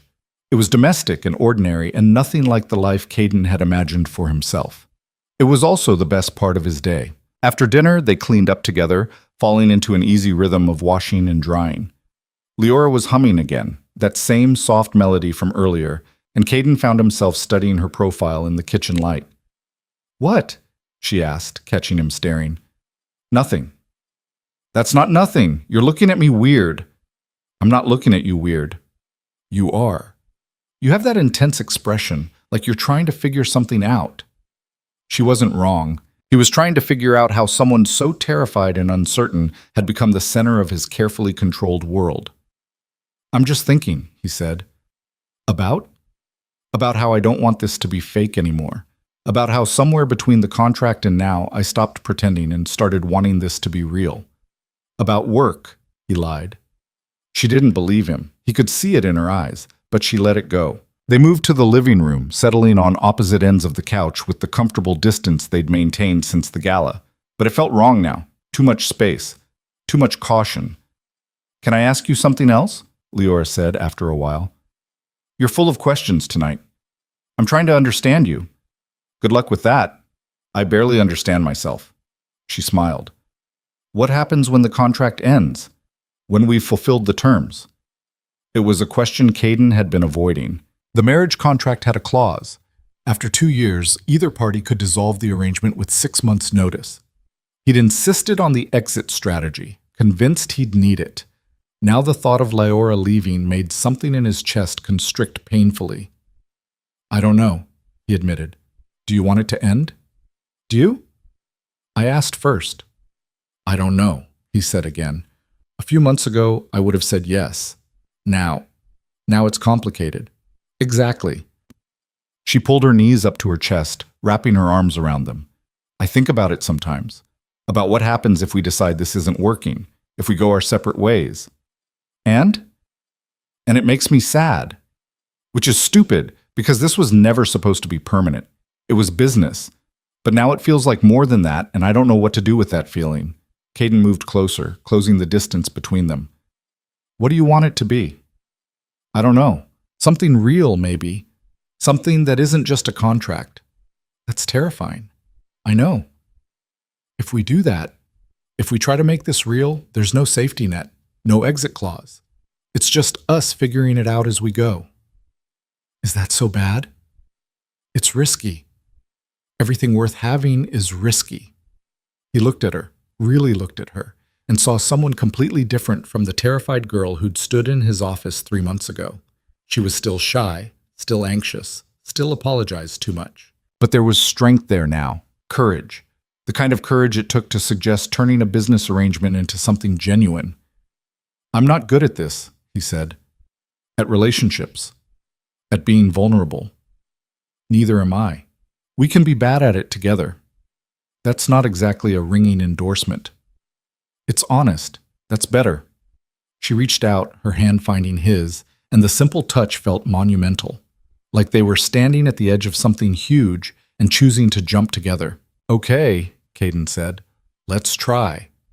Try what? Being real, being us, whatever that looks like. Her smile was brilliant and terrified and hopeful all at once. Okay. They sat like that for a long time, hands linked, not needing to fill the silence with words. Outside, the city moved through its endless cycles. Inside, something was beginning that neither of them knew how to name. The weekend arrived with unexpected warmth, the first real hint of spring. Leora suggested a walk through the city, something they'd never done together. Caden, who normally spent weekends working, found himself agreeing. They walked through neighborhoods he rarely visited, Leora pointing out small things, a bookstore with a cat in the window, a cafe with good pastries, a street musician playing saxophone. She was more animated than he'd seen her, talking about books and ideas and observations about the city. You've been exploring, he said. I had to do something while you were at work. I can't organize books forever. Where else have you been?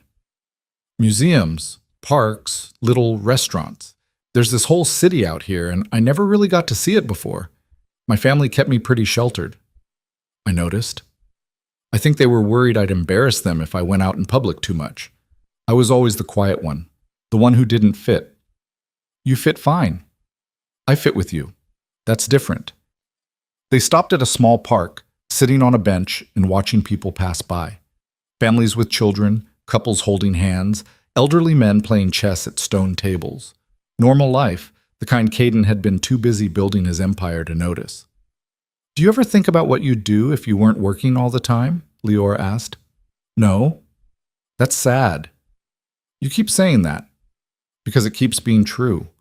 She leaned back, face tilted toward the sun. If you could do anything right now, anything at all, what would it be? I'm doing it. She opened one eye to look at him. Sitting on a bench? Sitting with you, not thinking about work, just existing. That's very unlike you. I know. I like it. Me too. They stayed until the sun started to set, then walked home slowly, taking the long route. When they got back to the penthouse, Leora disappeared to change while Caden ordered dinner. She emerged in soft clothes, hair loose, looking relaxed in a way that made his chest tight. They ate on the couch again, closer this time, their shoulders touching, watching some mindless show neither of them cared about. This is nice, Leora said quietly. What is? This. Us. Just being together without it being a performance. We've done this before. It feels different now, since we decided to try. She was right. Everything felt different. The same actions, eating together, sitting close, talking, had new weight now that they'd acknowledged what was happening between them. Caden shifted, putting his arm around her shoulders. She leaned into him naturally, fitting against his side like she belonged there. Is this okay? He asked. More than okay. They stayed like that through 2 more episodes of the show, comfortable and quiet. When Leora started to doze off, Caden didn't wake her, just adjusted so she was more comfortable and let her sleep. He should have been working, should have been reviewing contracts or planning strategies or handling the 100 other things that demanded his attention. Instead, he sat on his couch with his wife sleeping against him and realized this was exactly where he wanted to be. Monday brought reality crashing back. Marcus called with urgent news. One of Caden's competitors was making a move on the Vancouver deal, using connections and leverage to undercut his position. It required immediate attention. Caden spent the next 3 days barely sleeping, working 18-hour days handling crisis after crisis. He left before Leora woke and came home after she'd gone to bed. On Thursday, he crashed on the office couch instead of going home at all. Friday morning, Jennifer appeared with coffee and a stern expression. "You look terrible." "Thanks. I'm serious. When's the last time you slept more than 3 hours?"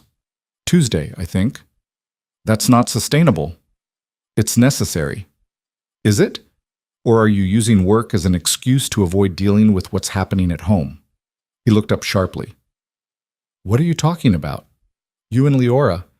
You finally admitted there's something real happening and now you're terrified, so you're hiding in work." "I'm not hiding. I'm handling a crisis."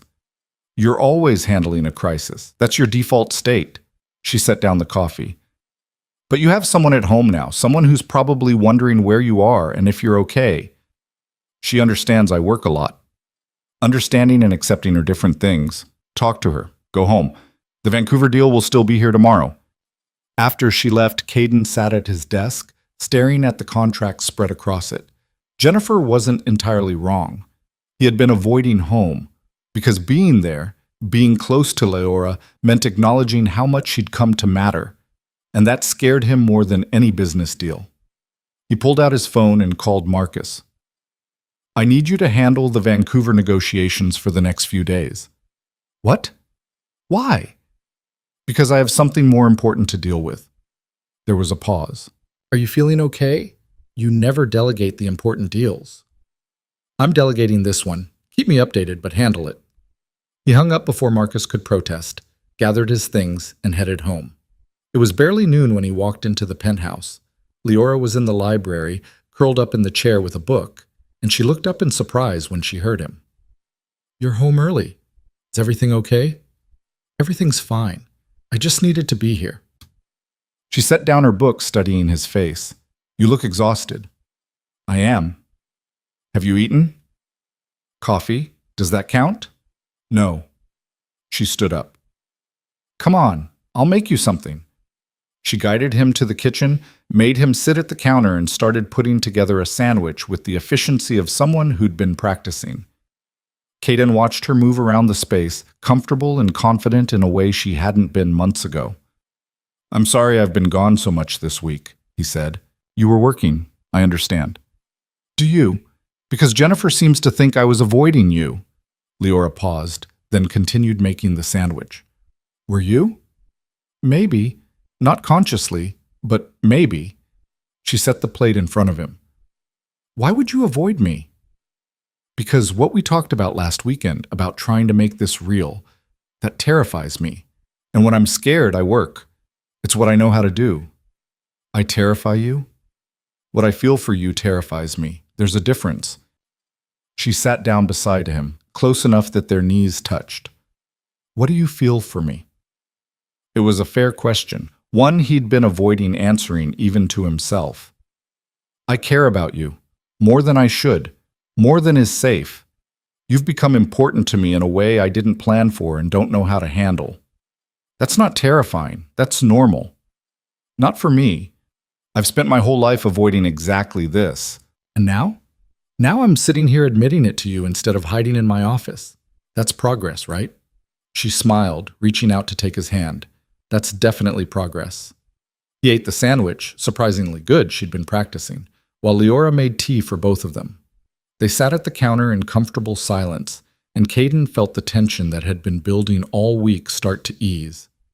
"I missed you," Leora said quietly. "This week." "I know that sounds clingy, but it's true." "It's not clingy, it's honest. I kept expecting you to come home and you didn't, and I started wondering if you'd changed your mind. About trying. About us." "I haven't changed my mind, I just got scared and retreated into what I know." "Work. Work. Will you do that again, when things get scary?" "Probably. It's a hard habit to break. Then I'll just have to drag you out of the office when it happens." He smiled at the image of Leora storming into Virel Tower to extract him. "I'd like to see you try." "Don't underestimate me. I'm braver than I used to be." "I know. I've noticed." They moved to the couch after that, Leora insisting Caden needed to rest. He lay down with his head in her lap, fully intending to just close his eyes for a minute. She ran her fingers through his hair, gentle and soothing, and he was asleep within seconds. When he woke, it was dark outside and Leora was still there, reading with one hand while the other rested on his shoulder. She looked down when she felt him stir. How long was I out? 4 hours. You've been sitting here for 4 hours? I didn't mind. You needed sleep. He sat up, disoriented and touched in equal measure. You could have woken me. You looked peaceful. I haven't seen you look peaceful before. I don't usually do peaceful. Maybe you should. It looks good on you. Caden reached out, tucking a strand of hair behind her ear. The gesture was intimate, familiar, in a way that felt both natural and momentous. Leora's breath caught, and he could see her pulse quickening at her throat. Can I try something? He asked. What? Instead of answering, he leaned in slowly, giving her time to pull away. She didn't. Their lips met softly, tentatively, neither of them entirely sure what they were doing. It was nothing like the brief, awkward kiss at the wedding ceremony. This was real. This was them choosing it. When they pulled apart, Leora's eyes were wide. Oh. Good O or bad O? Surprising O. She touched her lips. We've been married for 3 months, and that was our first real kiss. We've been doing this backwards. Everything about us is backwards. She smiled. But I think I like it that way. He kissed her again, longer this time, and felt something settle in his chest. This was right. Messy and complicated and nothing like he'd planned, but right. They spent the rest of the evening together, talking and not talking, figuring out what it meant to be them now that they'd acknowledged what was happening. It was awkward and uncertain and occasionally fumbling, but it was theirs. Around midnight, Leora stood to head to her room, the guest room she'd been using since the beginning. You don't have to go, Caden said. She turned back, uncertain. What are you saying? I'm saying you don't have to sleep in the guest room anymore. If you don't want to. Where would I sleep? With me. In my room. In our room. She bit her lip, considering. Are you sure? I'm terrified, but I'm sure. Me too. Terrified and sure. Then we'll be terrified together. She smiled and took his hand, and they walked to his room, their room now, together. Nothing happened that night beyond sleeping in the same bed, her curled against him, his arm around her waist. But it felt significant anyway, like they'd crossed another line, burned another safety net. They were all in now. And despite the fear, despite the uncertainty, despite every rational argument for why this was a terrible idea, Caden found himself hoping it would work. Because somewhere between the contract signing and now, Leora Hale had stopped being an obligation and become the person he wanted to build a life with. And that was worth risking everything. The next morning, Caden woke to find Leora already awake, watching him with an expression he couldn't quite read. What? He mumbled, voice rough with sleep. Nothing. Just, this is real now, isn't it? Yeah, it's real. She smiled, small and uncertain. I keep expecting to wake up and find out it was all in my head, that you didn't actually mean any of it. I meant it. He pulled her closer. All of it. They stayed in bed longer than either of them usually did, talking about nothing important, learning how to exist in this new space they'd created. Eventually, hunger drove them to the kitchen, where they made breakfast together, Leora cooking eggs while Caden burned toast and made terrible coffee. We're domestically incompetent, she observed. Speak for yourself, my coffee is fine. Your coffee tastes like motor oil. You drink motor oil frequently? She laughed, and the sound filled the kitchen with warmth. I'm just saying Jennifer's right. You need supervision. Lucky I have you then. The words came out easily, naturally, and they both paused at the implication. Lucky I have you. Not as a contract obligation or a business arrangement, but as a partner, as someone who belonged in his life. Leora's smile turned soft. Yeah, lucky. The weekend passed in a haze of ordinary moments that felt extraordinary because they were choosing them together. They walked through the city again, visited a bookstore where Leora spent an hour browsing while Caden pretended to be impatient but secretly enjoyed watching her deliberate over paperbacks. They cooked dinner together, another semi-disaster that ended in laughter and takeout. They fell asleep in the same bed, learning how to share space, figuring out who needed more blankets and who sprawled in their sleep. It was normal and mundane and nothing like the life Caden had imagined for himself. It was also the happiest he'd ever been. Monday brought reality back with force. Marcus called with news that the Vancouver deal was falling apart despite his best efforts. The competitor had undercut them significantly, using tactics that bordered on illegal. "We need you back," Marcus said. "This is beyond what I can handle alone." Caden looked at Leora, still asleep in their bed, her hair spread across the pillow. He thought about the promise he'd made, to not hide in work when things got scary. But this wasn't about fear. This was about protecting what he'd built. "I'll be there in an hour," he said. When Leora woke, he was already dressed, gathering his things. "You're leaving early," she said, sitting up. "Emergency at work. The Vancouver deal is imploding." "The one my family's connections were supposed to help with?" "Yeah."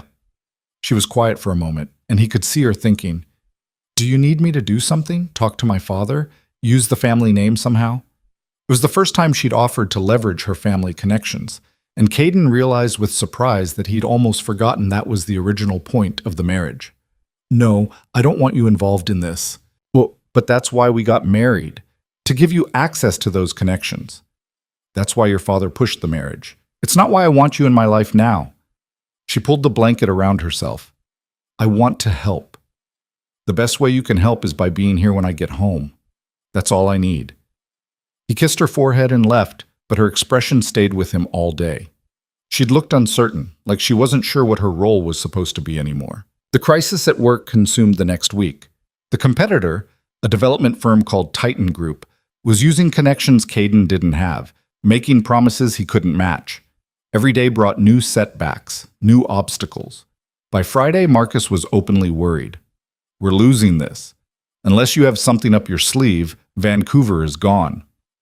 Caden sat in his office, staring at the contract spread across his desk, and thought about calling Richard Hale. The man had political connections that could shift this deal. One phone call might fix everything, but it would also mean using Leora, treating her like the asset he'd originally married her to be. He picked up his phone and dialed, but not Richard. "Jennifer, get me everything on Titan Group. Financial records, business practices, past deals, everything." Looking for leverage? Looking for truth. Companies that move this fast usually cut corners. It took 3 days of digging, but Jennifer found it, buried in property records from a development deal 2 years prior. Titan had bribed city officials, falsified environmental reports, and displaced low-income residents illegally. The documentation was solid, damning. Caden could have leaked it to the press, destroyed them publicly. Instead, he scheduled a meeting with Titan's CEO, a man named Derek Moss, who had a reputation for ruthlessness that rivaled Caden's own. They met in neutral territory, a private club neither of them frequented. Moss arrived with confidence, clearly expecting to close the Vancouver deal and eliminate Caden as competition. "Virel, I was surprised you wanted to meet." "Were you?" Caden slid a folder across the table. "I thought we should talk before you make any final moves on Vancouver." Moss opened the folder, and his expression went cold. "Where did you get this?" "Does it matter? It's accurate, isn't it? This is ancient history, sealed records. Not sealed well enough, and not ancient enough to be irrelevant. The statute of limitations hasn't expired. Neither has public interest in corporate corruption." Moss closed the folder carefully. "What do you want?" "I want you to back off Vancouver. Withdraw your bid. Tell them you've decided to focus on other markets." "And if I don't?" "Then this folder goes to every major newspaper in the country, along with evidence of your current bribes to Vancouver officials. Yes, I know about those too." Moss's jaw tightened. "You're bluffing." "Am I? You know my reputation. Do I bluff?" The silence stretched between them, tension thick enough to cut. Finally, Moss leaned back. "You win this round, but Virel, understand, you've made an enemy today. I had you as an enemy yesterday. Today, I just made it official." Moss left, and Caden sat alone in the empty club, feeling the weight of what he'd just done. He'd won. The Vancouver deal was his, but the victory felt hollow somehow. He went home to find Leora in the library, surrounded by books as usual. She looked up when he entered, and her smile was immediate and genuine. You're home early. Did something happen? I closed the Vancouver deal. That's amazing. How? He told her about Titan, about the leverage, about the meeting. She listened intently, and when he finished, she was quiet. What? He asked. Nothing. I'm proud of you. You did it yourself without needing my family's connections. That was always the goal. Was it? Because I've been thinking all week that I'm useless to you, that the only reason you married me was for access to my father's network. And if you don't need that, then what's the point of me being here? Caden crossed to her, kneeling beside the chair so they were eye level. The point of you being here is that I love you. The words fell out before he could stop them, and they both froze. Because he'd just said it, out loud. No taking it back. Leora's eyes went wide. What? I love you. That's the point. That's why you're here. Not because of your family or their connections or any business advantage. Because you matter to me more than any deal. Tears spilled down her cheeks. You love me? Yeah, I do. I think I have for a while, but I was too stubborn to admit it. I love you too, she whispered. I've been terrified to say it because I thought you'd think I was just being clingy or desperate, but I love you. So much it scares me. He kissed her then, deep and sure, and felt something click into place. This was what he'd been missing his whole life. Not success or power or control, just this. Someone to come home to. Someone who saw past the ruthless businessman to the person underneath. Someone who loved him anyway. When they pulled apart, Leora was crying and smiling at the same time. What do we do now? Now we figure out what happens next, together. No more hiding in work when things get scary. I'll try. No promises I won't backslide occasionally. And I'll try to be braver, to not apologize for existing. Deal. They spent the evening talking about the future, about what they wanted their marriage to look like now that it wasn't just a contract. Leora admitted she'd been thinking about going back to school, maybe studying literature or library science. Caden admitted he'd been thinking about scaling back at work, delegating more, actually having a life outside the office. We're both terrible at this, Leora said. At being vulnerable and honest. We'll get better with practice. You think? I think anything worth doing is worth doing badly at first. She laughed. That's terrible advice. It's honest advice. 2 weeks later, Caden came home to find the penthouse transformed. Leora had rearranged furniture, added plants, hung artwork she'd found at a local gallery. The space looked lived in now, warm instead of sterile. What do you think? She asked nervously. I should have asked first, but I thought, it's perfect. It actually looks like a home. You're sure? Because I can change it back. Leora, stop. I love it. She beamed, and he realized this was what she'd needed. Permission to make the space theirs instead of just his. Permission to exist fully instead of apologizing for taking up room. That night at dinner, she brought up something that had clearly been on her mind. I called my father today. Caden's fork paused halfway to his mouth. And? I told him he wasn't allowed to contact me anymore unless I initiated it, that I wasn't his bargaining chip or his asset, that I was my own person making my own choices. How did he take that? Poorly. He said I was being ungrateful, that he'd saved me from a life of obscurity. What did you say? I told him he'd sold me to save his company and that I'd found something real despite his worst intentions. Then I hung up. Pride swelled in Caden's chest. That took courage. I've been practicing with you. You make me braver. You were always brave. You just didn't know it. She reached across the table, taking his hand. I want to sign new papers, real ones, not a contract marriage, an actual marriage. We're already married. Legally, yes, but I want to choose it. Choose you. Not because my family forced me or because of business advantages. Just because I love you and I want to spend my life with you. Caden felt something crack in his chest, the last wall he'd been holding up crumbling completely. Okay? Okay? Yeah, let's do it. Let's get married for real. They laughed at the absurdity of it, getting married again when they were already legally bound. But it made sense somehow. The first wedding had been obligation. This would be choice. Marcus drew up the papers dissolving the original contract and creating a simple marriage certificate instead. No clauses about business connections or exit strategies. Just two people choosing each other. They signed them in Caden's office on a Tuesday afternoon with Jennifer and Marcus as witnesses. No ceremony, no party, no photographers, just them, choosing this life together. Afterward, Jennifer hugged them both. "About time you two figured it out." "You knew?" Leora asked. "I knew before you did. You were obvious." Caden rolled his eyes, but he was smiling. "Thanks for the vote of confidence.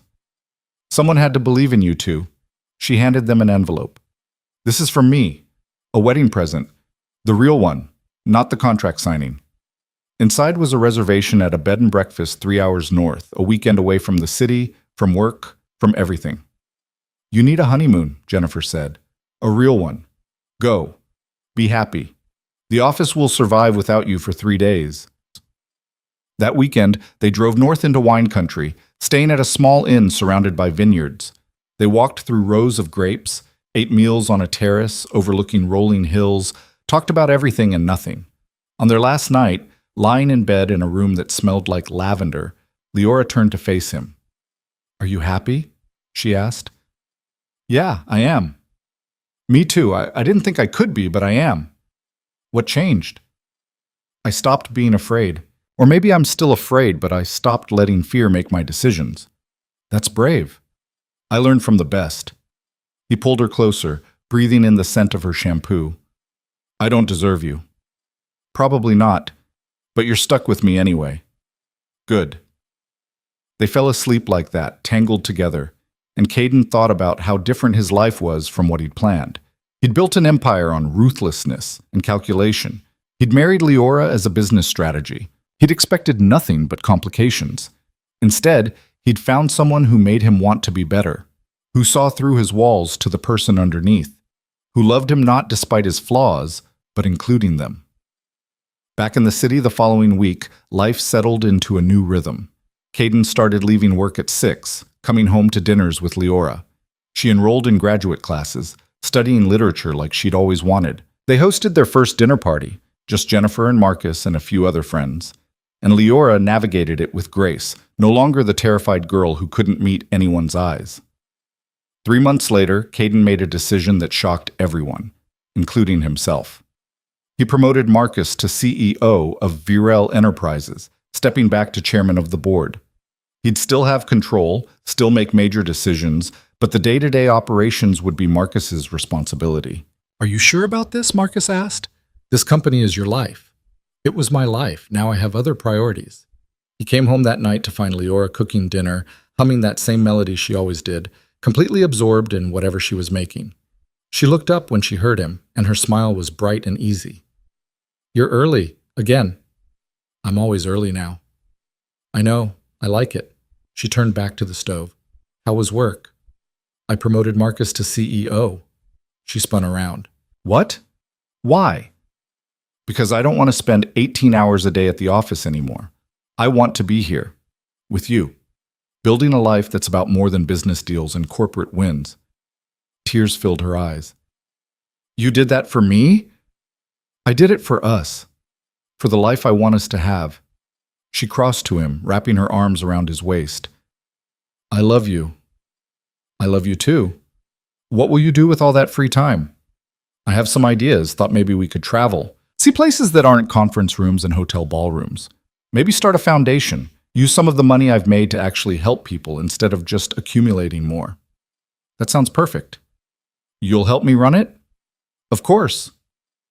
They started planning that night, a foundation focused on helping young people from difficult backgrounds access education and opportunities. Leora threw herself into the work with passion, her shyness fading when she talked about the mission. She was brilliant at it, seeing connections and solutions Caden missed. Watching her present their first proposal to potential donors, confident and articulate, Caden barely recognized the terrified girl from their wedding.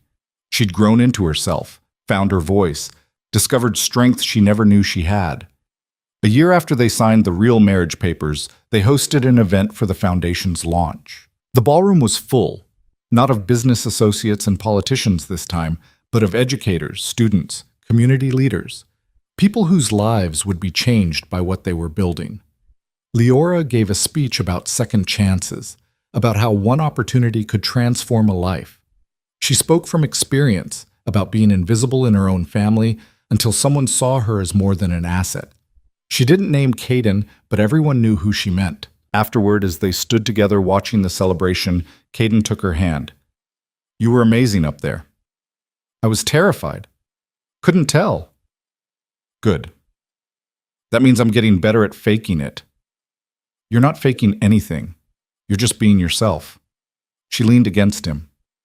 "Do you ever think about how this started? How terrified I was? How much you resented the whole arrangement?" "Sometimes. And? And I'm grateful. For all of it. Even the hard parts. Because they led us here." "Me too." Richard Hales showed up unexpectedly, Eleanor beside him. Caden tensed, but Leora squeezed his hand. "It's okay. I can handle this." They approached, Richard wearing his best political smile. "Leora, Caden, wonderful event." "Thank you," Leora said coolly. "We're very proud of what you've accomplished. The foundation is admirable work." "We're proud of it too." Eleanor stepped forward. "Leora, sweetheart, perhaps we could talk privately." "No, thank you. Anything you need to say, you can say here." Richard's smile tightened. "We were hoping to discuss a business matter with Caden, some new opportunities that could benefit everyone." "Not interested," Caden said flatly. "You haven't even heard the proposal. Don't need to. I'm not doing business with you. Not now. Not ever." "Now see here, we had an agreement. We had a contract that's been dissolved. You have no leverage here, and you have no relationship with your daughter because you treated her like a commodity instead of a person." Richard's face reddened. "You can't speak to me like that." "I just did." Caden put his arm around Leora. "And if you ever contact my wife again without her permission, you'll find out exactly how ruthless I can be when I'm protecting someone I love." Eleanor touched Richard's arm. "Let's go." They left, and Leora let out a shaky breath. "Thank you. You didn't need me. You could have handled them yourself." "I know, but it was nice having backup. Always."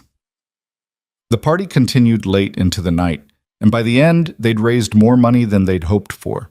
Students had approached Leora to thank her, sharing their stories, their dreams. She'd listened to each one with genuine interest, offering encouragement and support. Driving home, exhausted and happy, Leora kicked off her heels and put her feet on the dashboard. "Best night ever," she declared. "Better than our real wedding?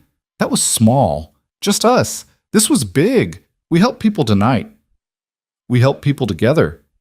Even better." Back at the penthouse, their home now, fully theirs, they collapsed on the couch still in their formal clothes. Leora's head on Caden's shoulder, his arm around her waist. "What happens now?" she asked. "What do you mean?" "We've done all the big things. We fell in love, we got married for real, we started the foundation. What's next?" "Now we just live. We keep building this life together. We figure out what makes us happy, and we do more of that." "Sounds boring." "Sounds perfect." She tilted her head to look at him. "You really think so? The man who built an empire on ruthless ambition thinks a quiet life sounds perfect?" The man who built an empire on ruthless ambition learned that none of it mattered without someone to share it with. "So yeah, I think quiet sounds perfect, as long as it's with you." Smooth talker. "You love it. I love you." "Same thing." She laughed and kissed him, and Caden thought about how far they'd both come. From a terrified bride and a ruthless groom bound by contract, to two people who'd chosen each other despite everything, who'd built something real from the ashes of an arrangement neither had wanted. It hadn't been smooth or perfect. They'd stumbled, made mistakes, hurt each other, and healed. But they'd done it together, and that made all the difference. 6 months later, Leora graduated with her master's degree in library science. Caden sat in the audience watching her walk across the stage, diploma in hand, and felt pride so intense it hurt.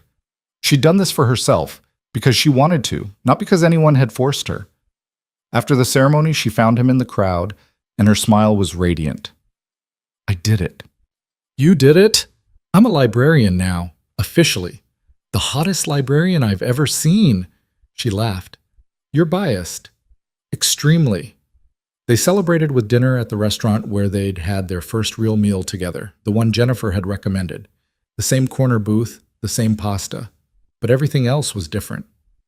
"Remember the first time we came here?" Leora asked. You were terrified. I was an ass. You were trying. That's what mattered. I had no idea what I was doing. Neither did I. We figured it out together. We did. She reached across the table, taking his hand. I want to tell you something. Okay. I'm pregnant.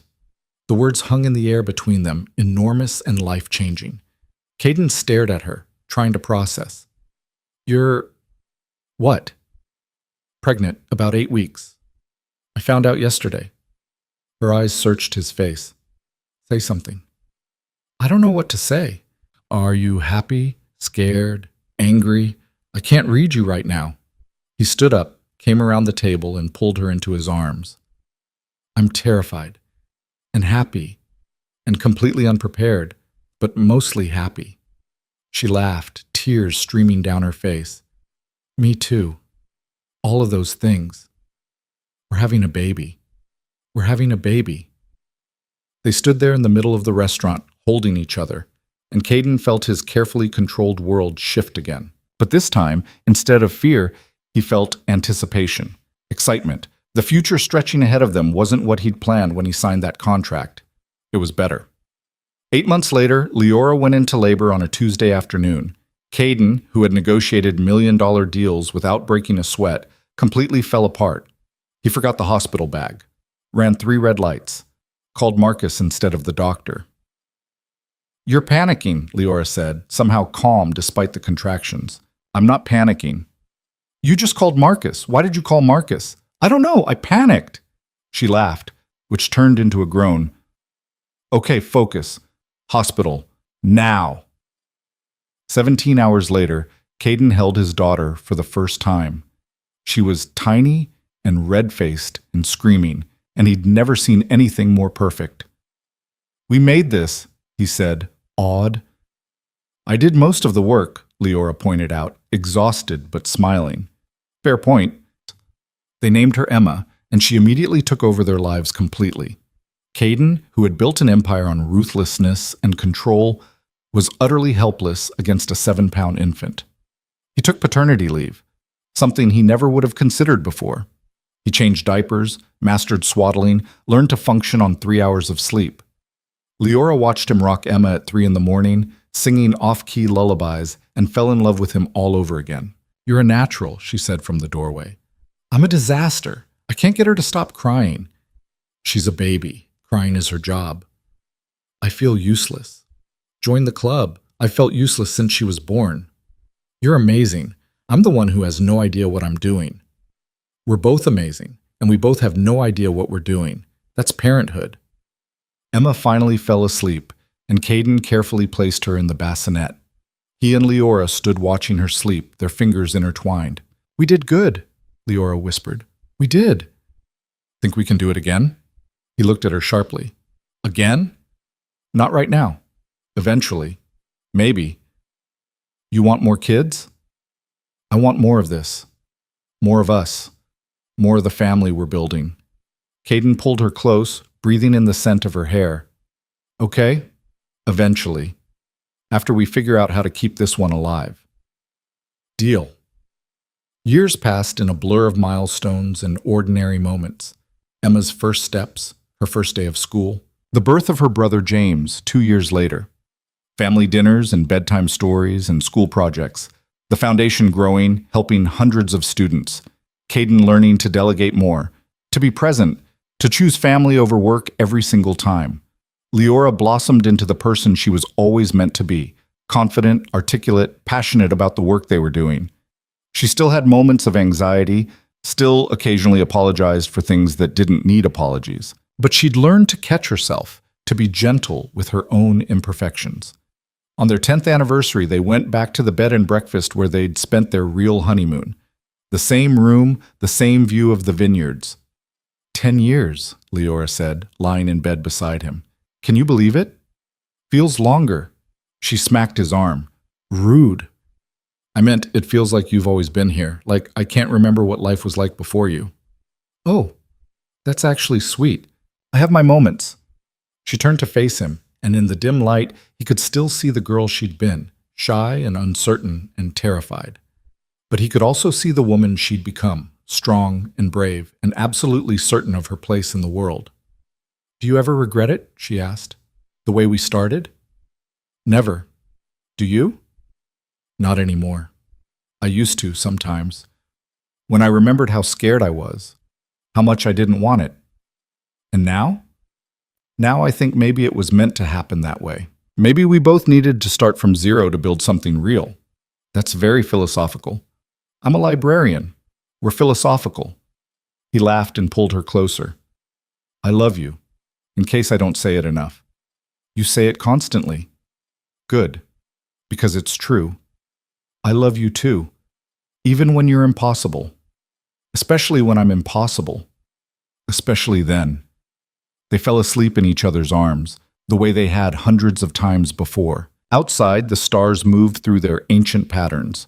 Inside, two people who had started as strangers bound by contract had built a life neither had imagined. It wasn't perfect. They still fought occasionally, still frustrated each other, still had moments of doubt and fear. But they'd learned to navigate those moments together, to choose each other even when it was hard.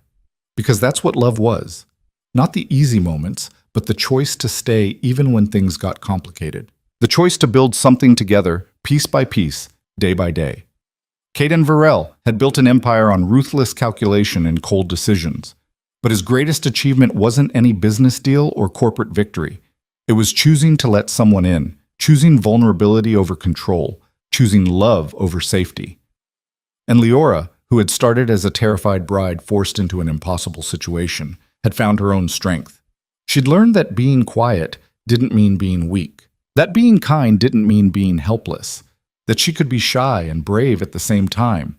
Together, they'd transformed a contract into a partnership, an arrangement into a marriage, an obligation into a love story.